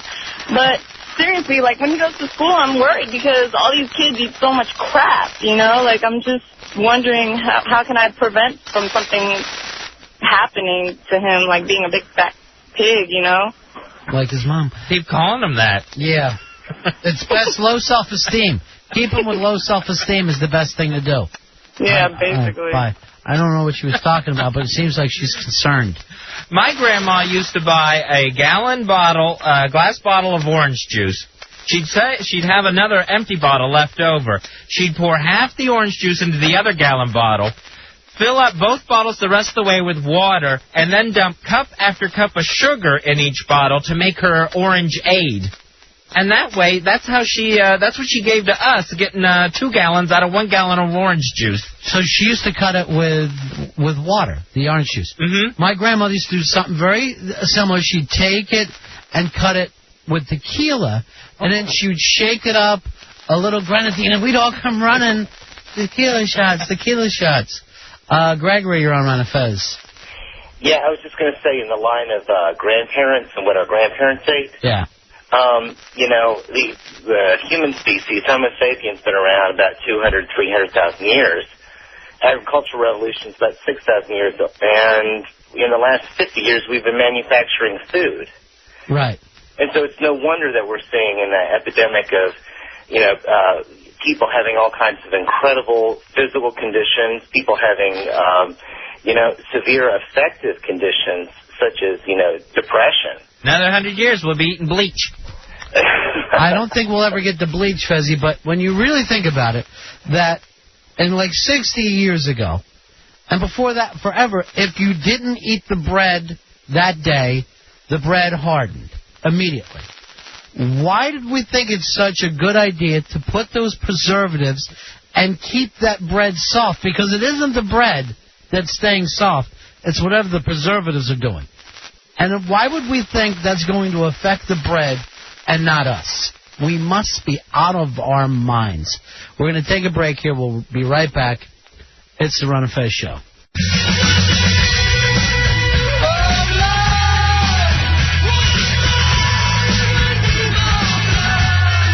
Welcome back to the Ron and Fez Show. Ron Bennington, Fez Watley with you. Dubs, look out for a song from the Cosmic Circus. Paranoid has sent you a song. By the way, everybody send that to Dubs because Wonder Boy never gets it. I don't know what happens there. Gigantic moon when we went out for a smoke tonight, Fezzy. Gigantic full moon. Yeah, I completely forgot about this. I think when the moon first came up as the sun was going down, it was supposed to be the red moon. where it's that big and bright, but it's that color of red? That blood moon? I think the blood moon was in England because they have... Remember we had the blood moon last year because we had the lunar eclipse? Right. They're having it this year, and I think that's where you get the blood moon. Oh, so we wouldn't have seen it anyway? Yeah. This is one of the problems of reading your news online. You don't know where it's coming from. According to The Guardian. Yeah, right. It's always that kind of stuff. .uk. And I'm like, oh, my God, the Beckhams are having problems. And I go, what does this have to do with me? Oh, boy. Is traffic going to be bad at Piccadilly Square today? So... I thought we were getting a red moon. I don't think that everyone's writing in it's a full flower moon. I don't know why everyone knows how to name their moons now. What is a full flower moon? I've never even heard of that. It's a spring moon. Oh. Every moon has a name. Like, you always know the harvest moon, and that was always like the big famous one. Every moon, for whatever reason, every full moon has a name. And now, whether we're falling back into our pagan roots, I don't know what it is, but everybody knows the names of the moons anymore. It's a new love affair with the moon. I think when President Bush said we were going back, people started looking up again. No one listened to him. But we're going to Mars, he said that, and we literally started looking at our feet. By the way, Kurt Toyd sent me a thing, Fezzy, to you. I think I sent it on to you, about how the president is still saying that we got rid of the torture chambers in Iraq and the rape rooms, even though, and you called this one, I can't believe it. Radio psychic. Fezzy has a radio psychic come through, because your big bitch was, yes, there's still torture rooms, but we're running them. They're all new. They're opened under new management. Hey, did you notice every picture of the naked Iraqis is that same crazy couple? Oh, yeah, where they're just, posing. The guy looks like Bruce Baum, and the girl looks like Marla Hooch, and off they go together. And I don't know why it's always those two. But this is going to follow them the rest of their stupid lives. Oh, yeah. They're, because everyone's saying if a soldier is given an order, they have to follow it. And, there is the thing where if they know they're doing something illegal, they don't have to follow it. Yeah, you can't. Obviously. If your sergeant yells out, let's shoot the babies, you don't do that. But nobody was ordered, that I can imagine, to smile and point and look cutesy in the camera. Yeah, but don't you think this thing floats up somehow? I don't know how far, but if you're not running a tight ship if this kind of thing is going on. Have you seen the Brigadier General, I think her name is Janice Kropowski, something like that, who has been relieved of duty over this situation? Yeah. Oh, my gosh, what a man face. Well, what do you think? A Brigadier General, what is she going to be? A model? Is she going to be 6 foot tall and thin? It looks like someone put a wig on Johnny Punani. It is the weirdest thing. Oh, my God, I almost got sick just thinking about it. I hope Johnny's not listening tonight. She has such a scary face. I swear, the picture I saw of her online, if they didn't tell me it was a woman, if her name wasn't Janice, I wouldn't know. I wouldn't have a clue. Because she's got the hair real tight, pulled back. So it's almost like Steven Seagal is a general and a woman. But she's a whack, or whatever they used to call them in the old days, Fez. And she made it all the way to general. So they're saying it's her fault. She's the one running such a sloppy camp. I think she was the one in charge of the prison, or at least one of them. Yeah. So she's already been relieved of duty over this, pending investigation, and reprimanded. That must be a nice reprimand that you have to hear read out loud. Stacking people in a naked butt pyramid. Yeah, I guess. In our defense, it never got all the way up to a pyramid. It was only about a half a pyramid. So now Congress is calling for hearings into this. This ugliness won't go away too quick. No, who can forget those sites? And, of course, the Arab world going crazy about this. And some of them are going, we were much better off under Saddam. I see these people going on TV going, our lives were better under Saddam. These are people that have been in the exact same prison under Saddam's rule. The exact same prison. And if they had to pick who they want running it, it would be Saddam Hussein. One of them said that our military was beating their feet with iron rods. I swear I saw this. And I'm like, maybe they've gotten confused with the last regime. Maybe if you've been in and out of jail, all these things start to come together on you. So the torture, hopefully, I don't know how many people, I think over a dozen have been reprimanded and are facing charges. So I don't know how much longer that's going to last, how many more it'll go to. Vegeta just said those two soldiers look like they belonged in a Mentos commercial. They really were big, happy commercial faces. Just smile. And why would you be the one that climbs in that picture? Here, let me in. I guess you're just all caught up in the fun. I know I've had pictures of holding joints up, which now I wish I had every one of them back. I wish I had every one of them back, but they're out there somewhere. I like any of the enlisted men who have been caught in this, like the girl who was in the picture, one of the other guys, and they interview their parents now, and they go, they never tortured anyone while they were here. They don't do these kind of things. Yes, while living in Milwaukee or whatever, no one ever stacked Iraqis up in a butt pyramid. All right, but can you blame that on some kind of a soldier fatigue, Fez? Or do you feel like these people are actually criminals? I think anyone that participated is a criminal. Even though, if you didn't know about it, you're putting them out there as heroes. I mean, do we take any responsibility that maybe we've kept them over there, we've left them over there, they're kind of completely, even though we run the country, they're completely surrounded by the enemy, whether they know it or not. You can't tell who the enemy is. You don't think that maybe some of these people, our people, have gotten a little kind of desert crazy? Maybe I'm just a little bit too much of a puss about this, but I have a hard time coming down on people for stuff I personally wouldn't even want to do. 866-277-4969. What should happen to these folks? You think they should get criminal hearing against them, Fez? Treat it like any other criminal? Yes, court-martial, criminal hearing. Criminal hearing, maybe even do time. Yeah. Yep. Because we would want that. We would want that against any soldier from another country that did that to our people. Right, but this is our people. We're talking about our people, and we know that some of they haven't been able to come and go. A lot of them should be home by now, and you don't think that maybe they're getting a little bug juice over there? I think there is definitely crazy from the heat, but. And I'll also say this, I think the superiors are more to blame than the enlisted guys. Yeah, and I'm only talking about the enlisted guys now, because I got a little problem. I mean, I would be more willing to hear their story. I'm definitely saying way innocent before proven guilty. By the way, more guys are being called up. And more reserves are being called up. Anyway, that's going to affect your brother, Wonder Boy. Do you know anything about that? I think another 37,000. His next plan is to be deployed back to Africa again in a month. So as it stands now, that hasn't affected him yet. Where is he now? He just got back from training exercises in the Dominican Republic. He's in North Carolina. All right, he's in North Carolina. Yes. Here's Mark. Mark, you're on Ron and Fez. Hey, guys. Love you in D.C. I really am glad you're here. Thank you very much, my friend. Hey, listen, Fastest Out on the Radio is the greatest thing in the whole wide world. Anyway. Enjoy it while you can. Every day at 11. Listen, these folks that are doing these sorts of things overseas, I don't care if you're being ordered to do this sort of thing. I just don't agree with it. If you demoralize other human beings, regardless of their nationality or where they're coming from, it's just not right. That's how I feel. I agree 100%. It's not right. Yet, at the same time, do you feel like it's a criminal offense? Would you like to see these soldiers in jail? No, not necessarily, because it's a screwed up situation. War is not easy, and if you're in that situation and you've been forced to go there, regardless of whether you volunteer to be a reserve or not, I mean you're being forced to do a very difficult thing, and if I can't necessarily judge their actions because I'm not there. All right, thank you very much. 866-277-4969. 866-277-4969.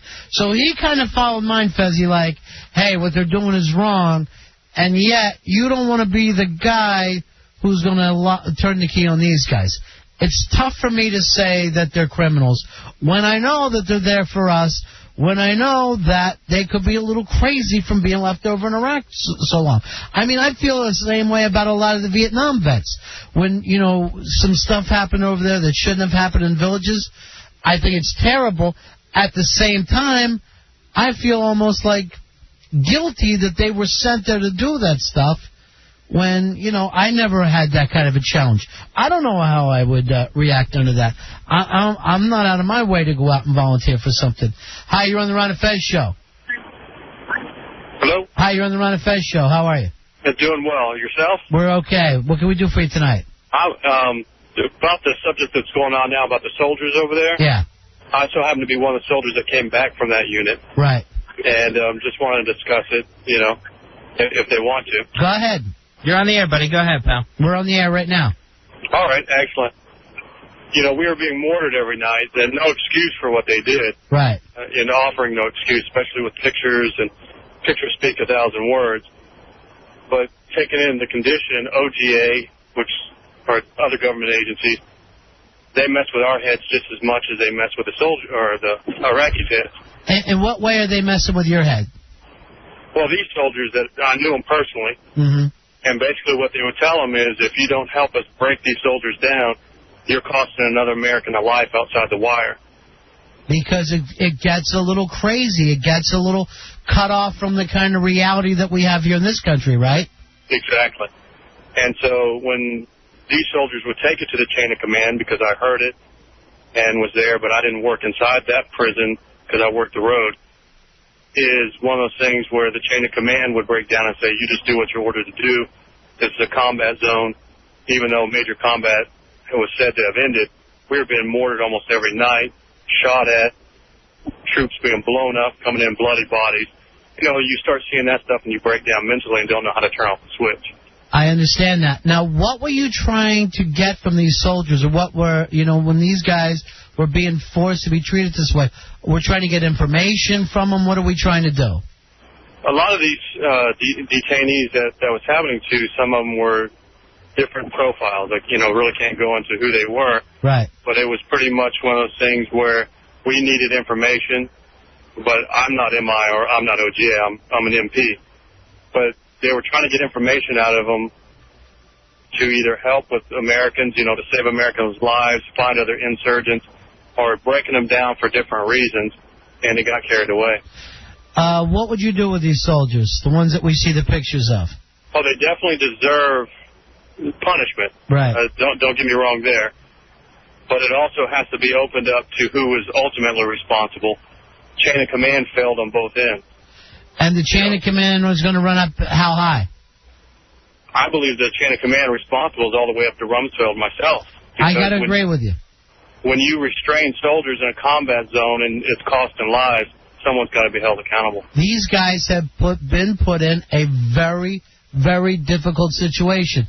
And what I hate to do is, Fez, and not that I'm trying to take you down a notch, but I hate the people who supported the war are the first to say this kind of thing is horrible, it's un-American, and it's coming right out of the White House, and they are going to be dealt with. And I'm like, they got shoved there. This is a very bizarre case. Thank you very much for giving us that insight. Hey, could I add one more thing? Please do. No one has said anything about what these soldiers did up to that point. There wasn't always an Abu Ghraib. They were actually at another position down south of Baghdad and did a fantastic job, did law and order, brought peace to an entire city, which was Babylon, old Babylon, which is called Hilla. And they did a fantastic job under the Marines. And then they were, they were combat support. We're a combat support MP company. He put us inside of a prison with Iraqi insurgents and everything, and you're seeing your soldiers die. They responded differently. Thank you very much for calling, my friend, and thank you for everything you've done for us, okay? Thank you, sir. You take care. You too. Thank you, sir. Here is Rod. Rod, you're on Ron and Fez. Hey, Ron Fez, what's up, guys? Yeah. Hey, I just want to let you guys know I'm a former 10th Mountain Light Infantry Division guy, and I went through the whole Somalia deal, and I was over there and saw firsthand, what these people are capable of, and when you see your fellow soldiers and your fellow man getting dragged through the streets and their bodies getting desecrated, it does something to you. When you sit in a country that you really don't want to be in for months on end, that guy had a great point. Leadership has failed all the way around, and a soldier's job is to go do the job and come home, and sometimes you get caught up and you get lost. These guys probably shouldn't have done what they did, but you know what? I can understand how when you're sitting in the desert and you're getting fired on every day and you're away from your family, that, sometimes guys lose it. We're only human, That's the point I want to get across. All right, thank you very much. Have a good night, guys. And I hate to say it, but here's guys coming back who are saying, it's crazy over there. It's not making any sense. This sounds a lot like Vietnam to me. It sounds an awful lot like Vietnam. Hey, Tom, you're on Ron and Fez. Hey, Ron. Yeah. Go ahead, buddy. Yeah, hey, I worked with the detainees in Guantanamo Bay, Cuba, and what those guys are doing over there is a disgrace to those of us that are in the military, doing our job as professionals. We're wearing the uniform with pride back here and honor them. They do no honor to any of our soldiers that were hurt, dragged through the streets. It's just insane on what they did over there. There is no excuse. And the last caller to say, well, nobody's saying anything great that they did before down south, doesn't have to do with anything. No matter what position they're put in, they need to be able to be professionals. And those people that they are guarding or they're taking care of, those are human beings. Basic human rights were violated, and it is a disgrace to those of us that are in the military and take our jobs professionally no matter what we do. Tom, I honestly agree with you 100%. Everything that you say, it is a disgrace. I'm just less likely to say I want to punish our guys who are under stress, and it always seems like the crap rolls downhill, and these guys are going to catch it. And like the first guy who says, I believe it runs all the way up to Rumsfeld. It's not going to go that high. It never does. No, it should at least go to the general that was in charge of that prison, and to say that she had no idea what was going on shows she has no leadership, and she should be relieved of duty immediately. And she should be held accountable as well. To say in the military we're trained well on, following orders, but you have to, if it's an unlawful order and basic human rights, you're told time and time again. You can't just sit there and go, well, my lieutenant or my captain ordered me to do it, or, the intelligence guys, that's what they did. When you get when those pictures of those group of people naked and being piled on each other and all the different things that they did, that had nothing to do with interrogation. You blame it on the intelligence people. What they showed, what those pictures indicate, didn't have anything to do with gathering intelligence. It honestly, and that's a disgrace. Yeah, it looks like madness. And it is. The looks on their face looks like people that are kind of cracking up. Now, it's not going to play that way in the Middle East. To them, it's going to look sadistic. It looks like we are everything they thought we were. But for me, I felt like when I looked at it, it looked like people that were just wired. I mean, maybe no sleep, no idea, thinking maybe they were doing the right thing. I don't know. Thank you very much for calling us. Thank you, my man. Thanks for taking my phone call. Okay, we'll see you later. Here's Greg. Greg, you're on Ron and Fez. Hey, how you guys doing? Hey, Greg. Cool, buddy. I'm an ROTC cadet at the University of Maryland, and I'm going through training right now as being a future officer, and I just want to support what the last caller said as well. These are unlawful orders, and we do not have to follow them if they are unlawful. We signed the Geneva Conventions because we want our soldiers treated the same way as we would treat their soldiers. I understand these infantry guys are going through a lot of stress as far as being bombed and killed. I understand that, but we would not want our soldiers being piled on naked. And these soldiers, our soldiers, look like they're having a great old time, like it was a little party in the back of the prison, piling these guys on top of each other. And they weren't pumping for information out of these guys. It was just to disrespect and embarrass them. And these were unlawful orders that do not have to be followed. I know that you're saying that from the classroom, Greg. But you're not over there yet, bro. And I'm not putting you down. And someday, I guess you will be there, right? Yeah, that's what I want to serve this country, and I want to do that. And you're right. I am in the classroom right now, and I'm not going through the stress that they are. But I do know that as my moral character that I have built up, and my parents have built through me, and the Air Force is trying to build through me right now, is that you can't do that. That's unlawful, and it's inhumane. I know I'm in the classroom, and I can't speak for the people that are actually over there right now. I just want to put my input in on what people who are being trained to be in that future position are being told and trained. So these people who are in that situation right now and going through with those orders did go through the same training I'm going through right now. Thank you very much for calling, my friend. 866-277-4969. Oddly enough, I haven't disagreed with the caller. I think that it's horrible treatment. It's nothing I want to see happen that our country's involved in. at the same time, there is a part of me who doesn't feel like I can stand here and go, punish those guys. Any more than if you ever read about what happened in the My Lai massacre and all that. Terrible stuff. And yet, as a human being, you could see how that could happen in a New York minute. Watch the movie Platoon and say to yourself, hey, what side of that deal would I be on? Would I be with the guys freaking out and lighting people up, or the guys that are trying to be helpful? And you probably don't know as a human being until you get put in that position. My luck is I've never been in that position, and I never hope to be.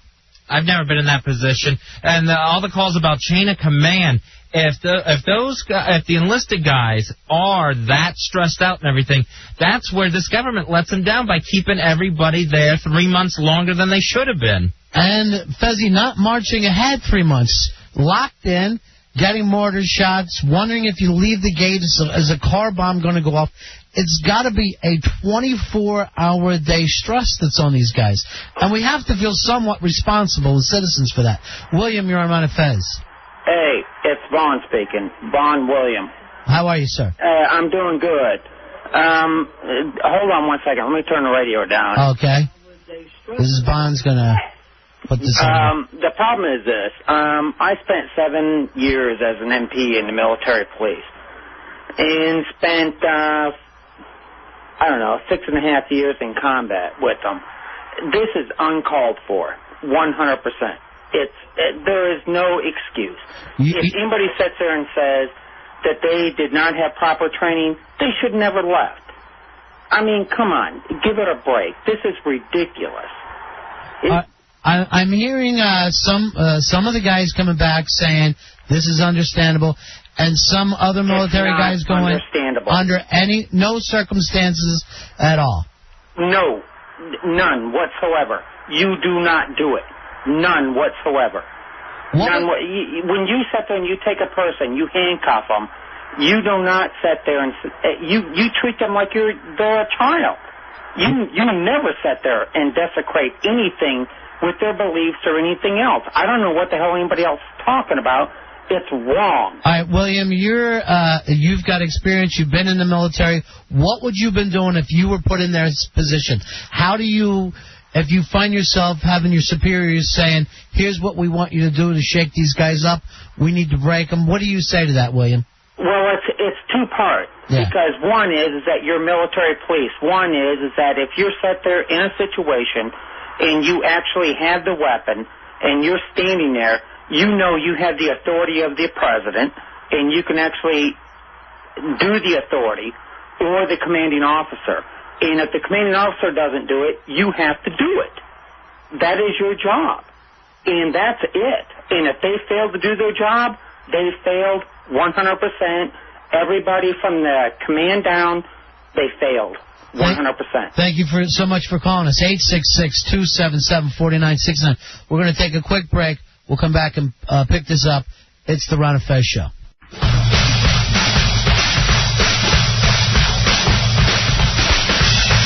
We're back with the Ron and Fez Show. Thanks for being with us live on a Tuesday. Talking about what's been going on with the Iraqi prison scandal. The Iraqi prisoners being stacked up in a naked butt pyramid. And Fez and I basically had a disagreement on this deal. He was saying that these guys should go to jail for what they did. And I feel like, I understand what they did was wrong. I think it's horrible what they did. At the same time, I feel somewhat responsible that we put them in a situation that was so difficult. 866-277-4969. Here is Scott. Scott, you're on the Ron and Fez Show. How are you, my friend? I'm fine. How are you today? What can we do for you? I just wanted to make a comment.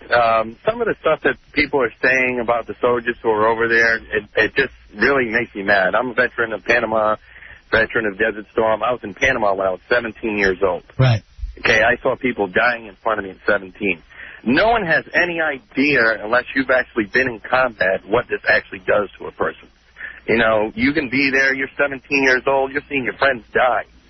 You know, no one knows what that's going to do to your state of mind. And all these people who are sitting here writing papers and reading articles about stuff they did and condemning these people is wrong.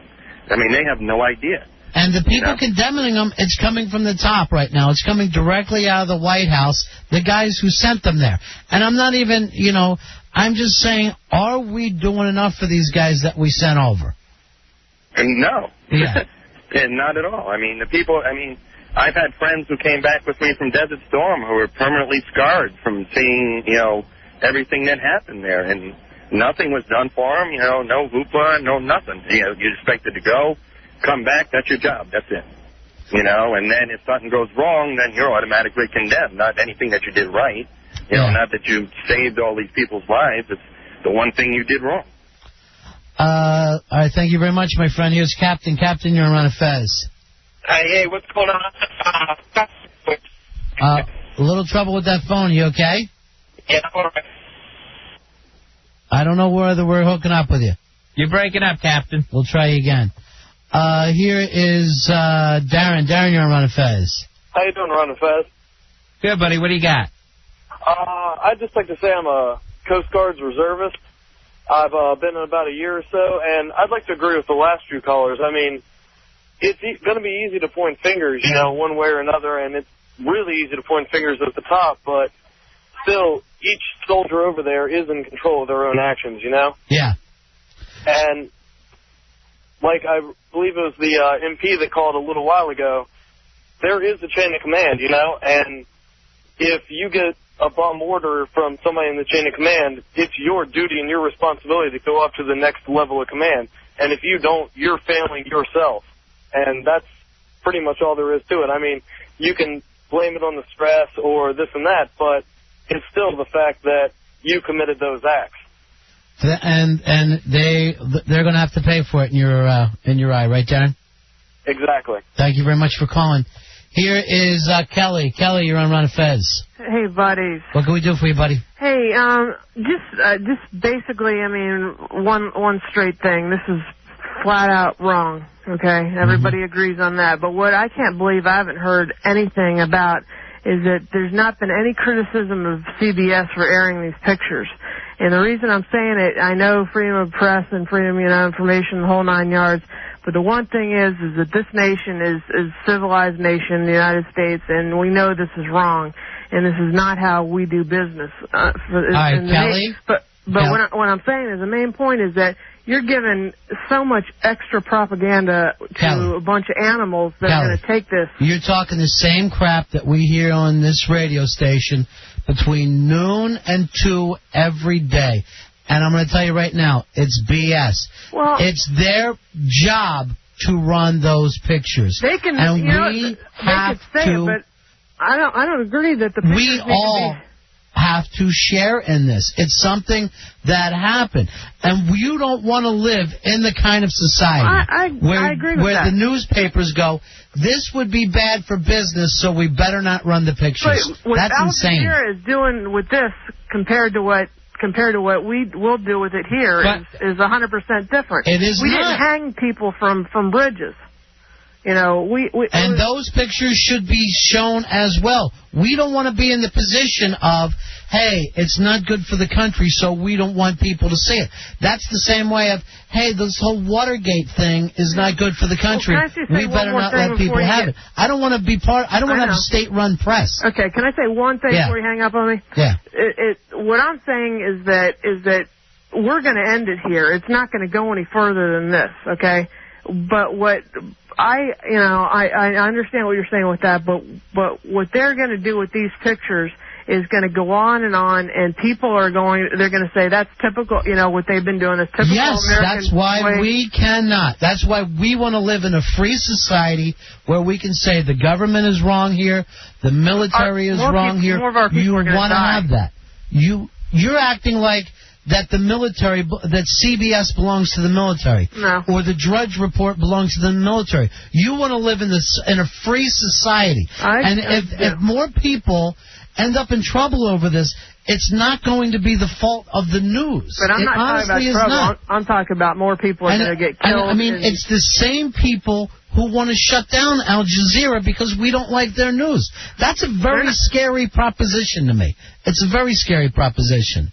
Well, she can't have, this needs to be changed, this needs to be stopped. If nobody knows that it's happening, she can't have it both ways. Yes, because it was going on for months, and we weren't talking about it, and we weren't even hearing from a lot of military guys who have been back and have been in these situations and can literally enlighten people like Fez and I who've never been in this situation, and anybody who happens to be listening to the show right now.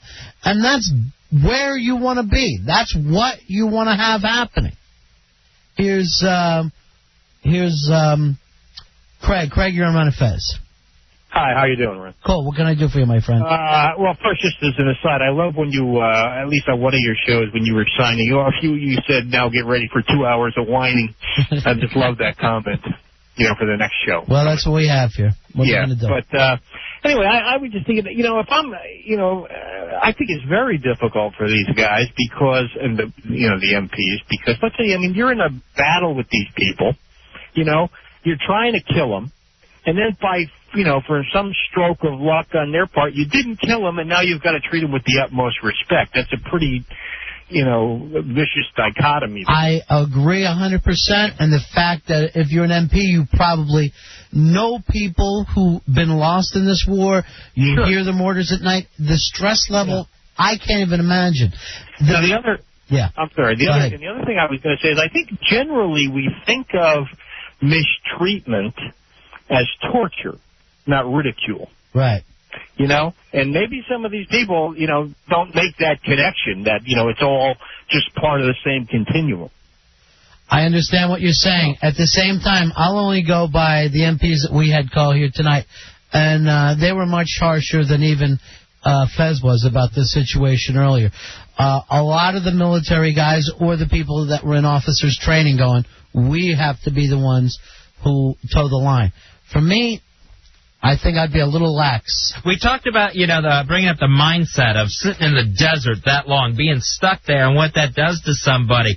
I think what gets people going about these pictures is that they're smiling in them. That it looks almost gleeful. Now, of course, that could be, crazy from the heat like we talked about. But I think that is the thing that really gets people going, the glee in the photographs. John, you're on Ron and Fez. I'm actually an interrogator for the Army, and I just came back not too long ago. And I've actually got two things to say. The first thing is in regards to about, Americans, when we're captured, we're treated more badly than we could treat anybody worse. That's why we have schools to train people that are in certain positions in which when they do get captured, they know how to go through torture and stuff like that. So, that's the first thing. The second thing, what I think these guys did, because as an interrogator, we do certain things to put them in stressful positions to get them to say things. But from the looks of it, it looks like those guys weren't under military intelligence control. They were just having some fun, taking pictures, being buttheads about it, trying to, bring something home so they can show their buddies. And if that's the case, they can prove, then I personally believe they should be fried. All right, and what if they got the orders to do this, John? I don't. When we do interrogations, we don't have multiple people in the room because we're trying to more or less establish rapport with them and get their confidence and gain their confidence. We usually do have to give them stuff like food and stuff of that nature. So usually don't have more than me as an interrogator or another person in the room, and we usually don't use MPs. I got to tell you, just from taking your call, you sound like a person who's seasoned, a person who's mature, and a person who's put a lot of thought into this. The pictures that I'm seeing look more like younger guys that are just, it's like crazy, almost like when those football things get out of control. Oh, yeah, like frat boy haze. Yeah, like it's some kind of a hazing picture, it looks like. Right. Which, to me, it really does look more like humiliation than terror. Yeah, it does. It looks like, that they're the reservists. They're doing, their deal for the country. But hey, I want to get some fun pictures to take home and show my friends on the block. Let me do some, stupid ignorant stuff and ruin the impression or ruin the professionals in the Army for everybody else, for a couple fools to do something like that. And if that's the case, then they need to be fried. If it's not the case, if it's involved in the chain of command, like I said, I'm an interrogator. I've never been in those positions or done stuff like that before, because usually you don't need to do that. You don't need to. There's certain ways you can talk to people and give them things to get them to talk without having to do, naked butt pyramids and smack them around. All right, thank you very much, my friend. Thank you. You have a good one. All right, thanks for the call. It's a tough one, Fez. It's a tough one all the way around. It's a very difficult one. But I do think it's one that we should all face, and I honestly believe you send these guys over there, you've got to take a certain amount of responsibility for them. You don't go, hey, we're going to send you in there, but we want you to be perfect. Because it ain't going to happen in a war situation. What bugs me about this, more than anything, it's the folks that sent them over there and then left them there, not bringing in fresh troops, are the ones that are saying, this is un-American, this is, we can't deal with this type of thing, and basically you're going to be cutting these guys loose. And you know that that's the truth. You know that that's the truth. I think they already have. Tom, you're on Ron and Fez. Hey, what's up, guys? Hey, buddy. Man, America has such a short attention span. Wasn't it about a week ago that we were all excited and felt great about our heroes over there after Tillman passed away, after he was killed over there? And now, all of a sudden, we're against our guys. These are individuals. A whole bunch of people are calling. They don't know what it's like. I'm not a soldier. I couldn't do their job. But they're over there doing everything. And a couple guys people should not let these guys represent what our forces are doing over there on the whole. It's just not fair. These guys have issues. They're individuals with problems themselves. And it's just not fair to bash the entire, all the armed forces. All right, thank you very much, my friend. Thank you. We're going to take a break here, Fezzi. We'll be back with Fastest Hour in Radio. And coming up at 11 o'clock tonight, it's The Hideout. Dubs, what's happening tonight? What are you guys going to be dealing with? A lot of crazy subjects going crazy. We're going to get nuts tonight. Yeah. We'll get a little gay, too. I'm not gonna, you do that a lot. Yeah, I'm not going to... After midnight, it all turns gay. Yeah. And tomorrow, during the Fastest Hour in Radio, there will be the drawing for a trip to Las Vegas to see Howard Stern do his live show from the Hard Rock Casino, and that's brought to you by Radley Acura. Why don't you do this? Why don't you and Hefe give that away tomorrow on our show, okay? Yeah? And then it's like the two shows coming together as one, like... it's like hands interlocked. Like 11 a.m., 11 p.m. It's like hands interlocked. And why don't you guys come in tonight and we'll do a butt pyramid together? I can't do it tonight. Okay. I want to, but I've TiVo'd American Idol. Until I hear Seacrest out, I can't even relax. Okay. We'll do it another day then. Yeah, we'll do it another time, but I definitely want to. Mark us down. If not, I plan on hearing you guys some night. Seriously. I want to just hear what you're rocking with. What you're doing. I love it. I love all the stuff that you're doing. You're doing the kooky, crazy calls. I think that's great. What's wrong with your boss? All that kind of stuff. I'm loving a lot of your segments. Lifestyle. That's what Lifestyle segment. Water cooler stuff. Stuff that people get around the water cooler with and they go, hey, did you hear the Hideout? They're really, they're going off. They're rocking it. You guys are in people's faces, which I like. We're coming at you. Full force. That's what we like to say. You got to do. You're all attitude. It's attitude talk. It's talk with an attitude is what it is. It's real. It's reality radio. Talk that rocks. Yeah, it is talk that rocks. And good luck with that MafiaNet.web. Yeah, he's on at 11:30 tonight. Is that right? Chris from Mafia Life. Yeah, give him our best. And tell him that we missed the Nemo cakes. He'll know. We'll take a break. We'll be right back. Fastest Hour. Ron and Fez.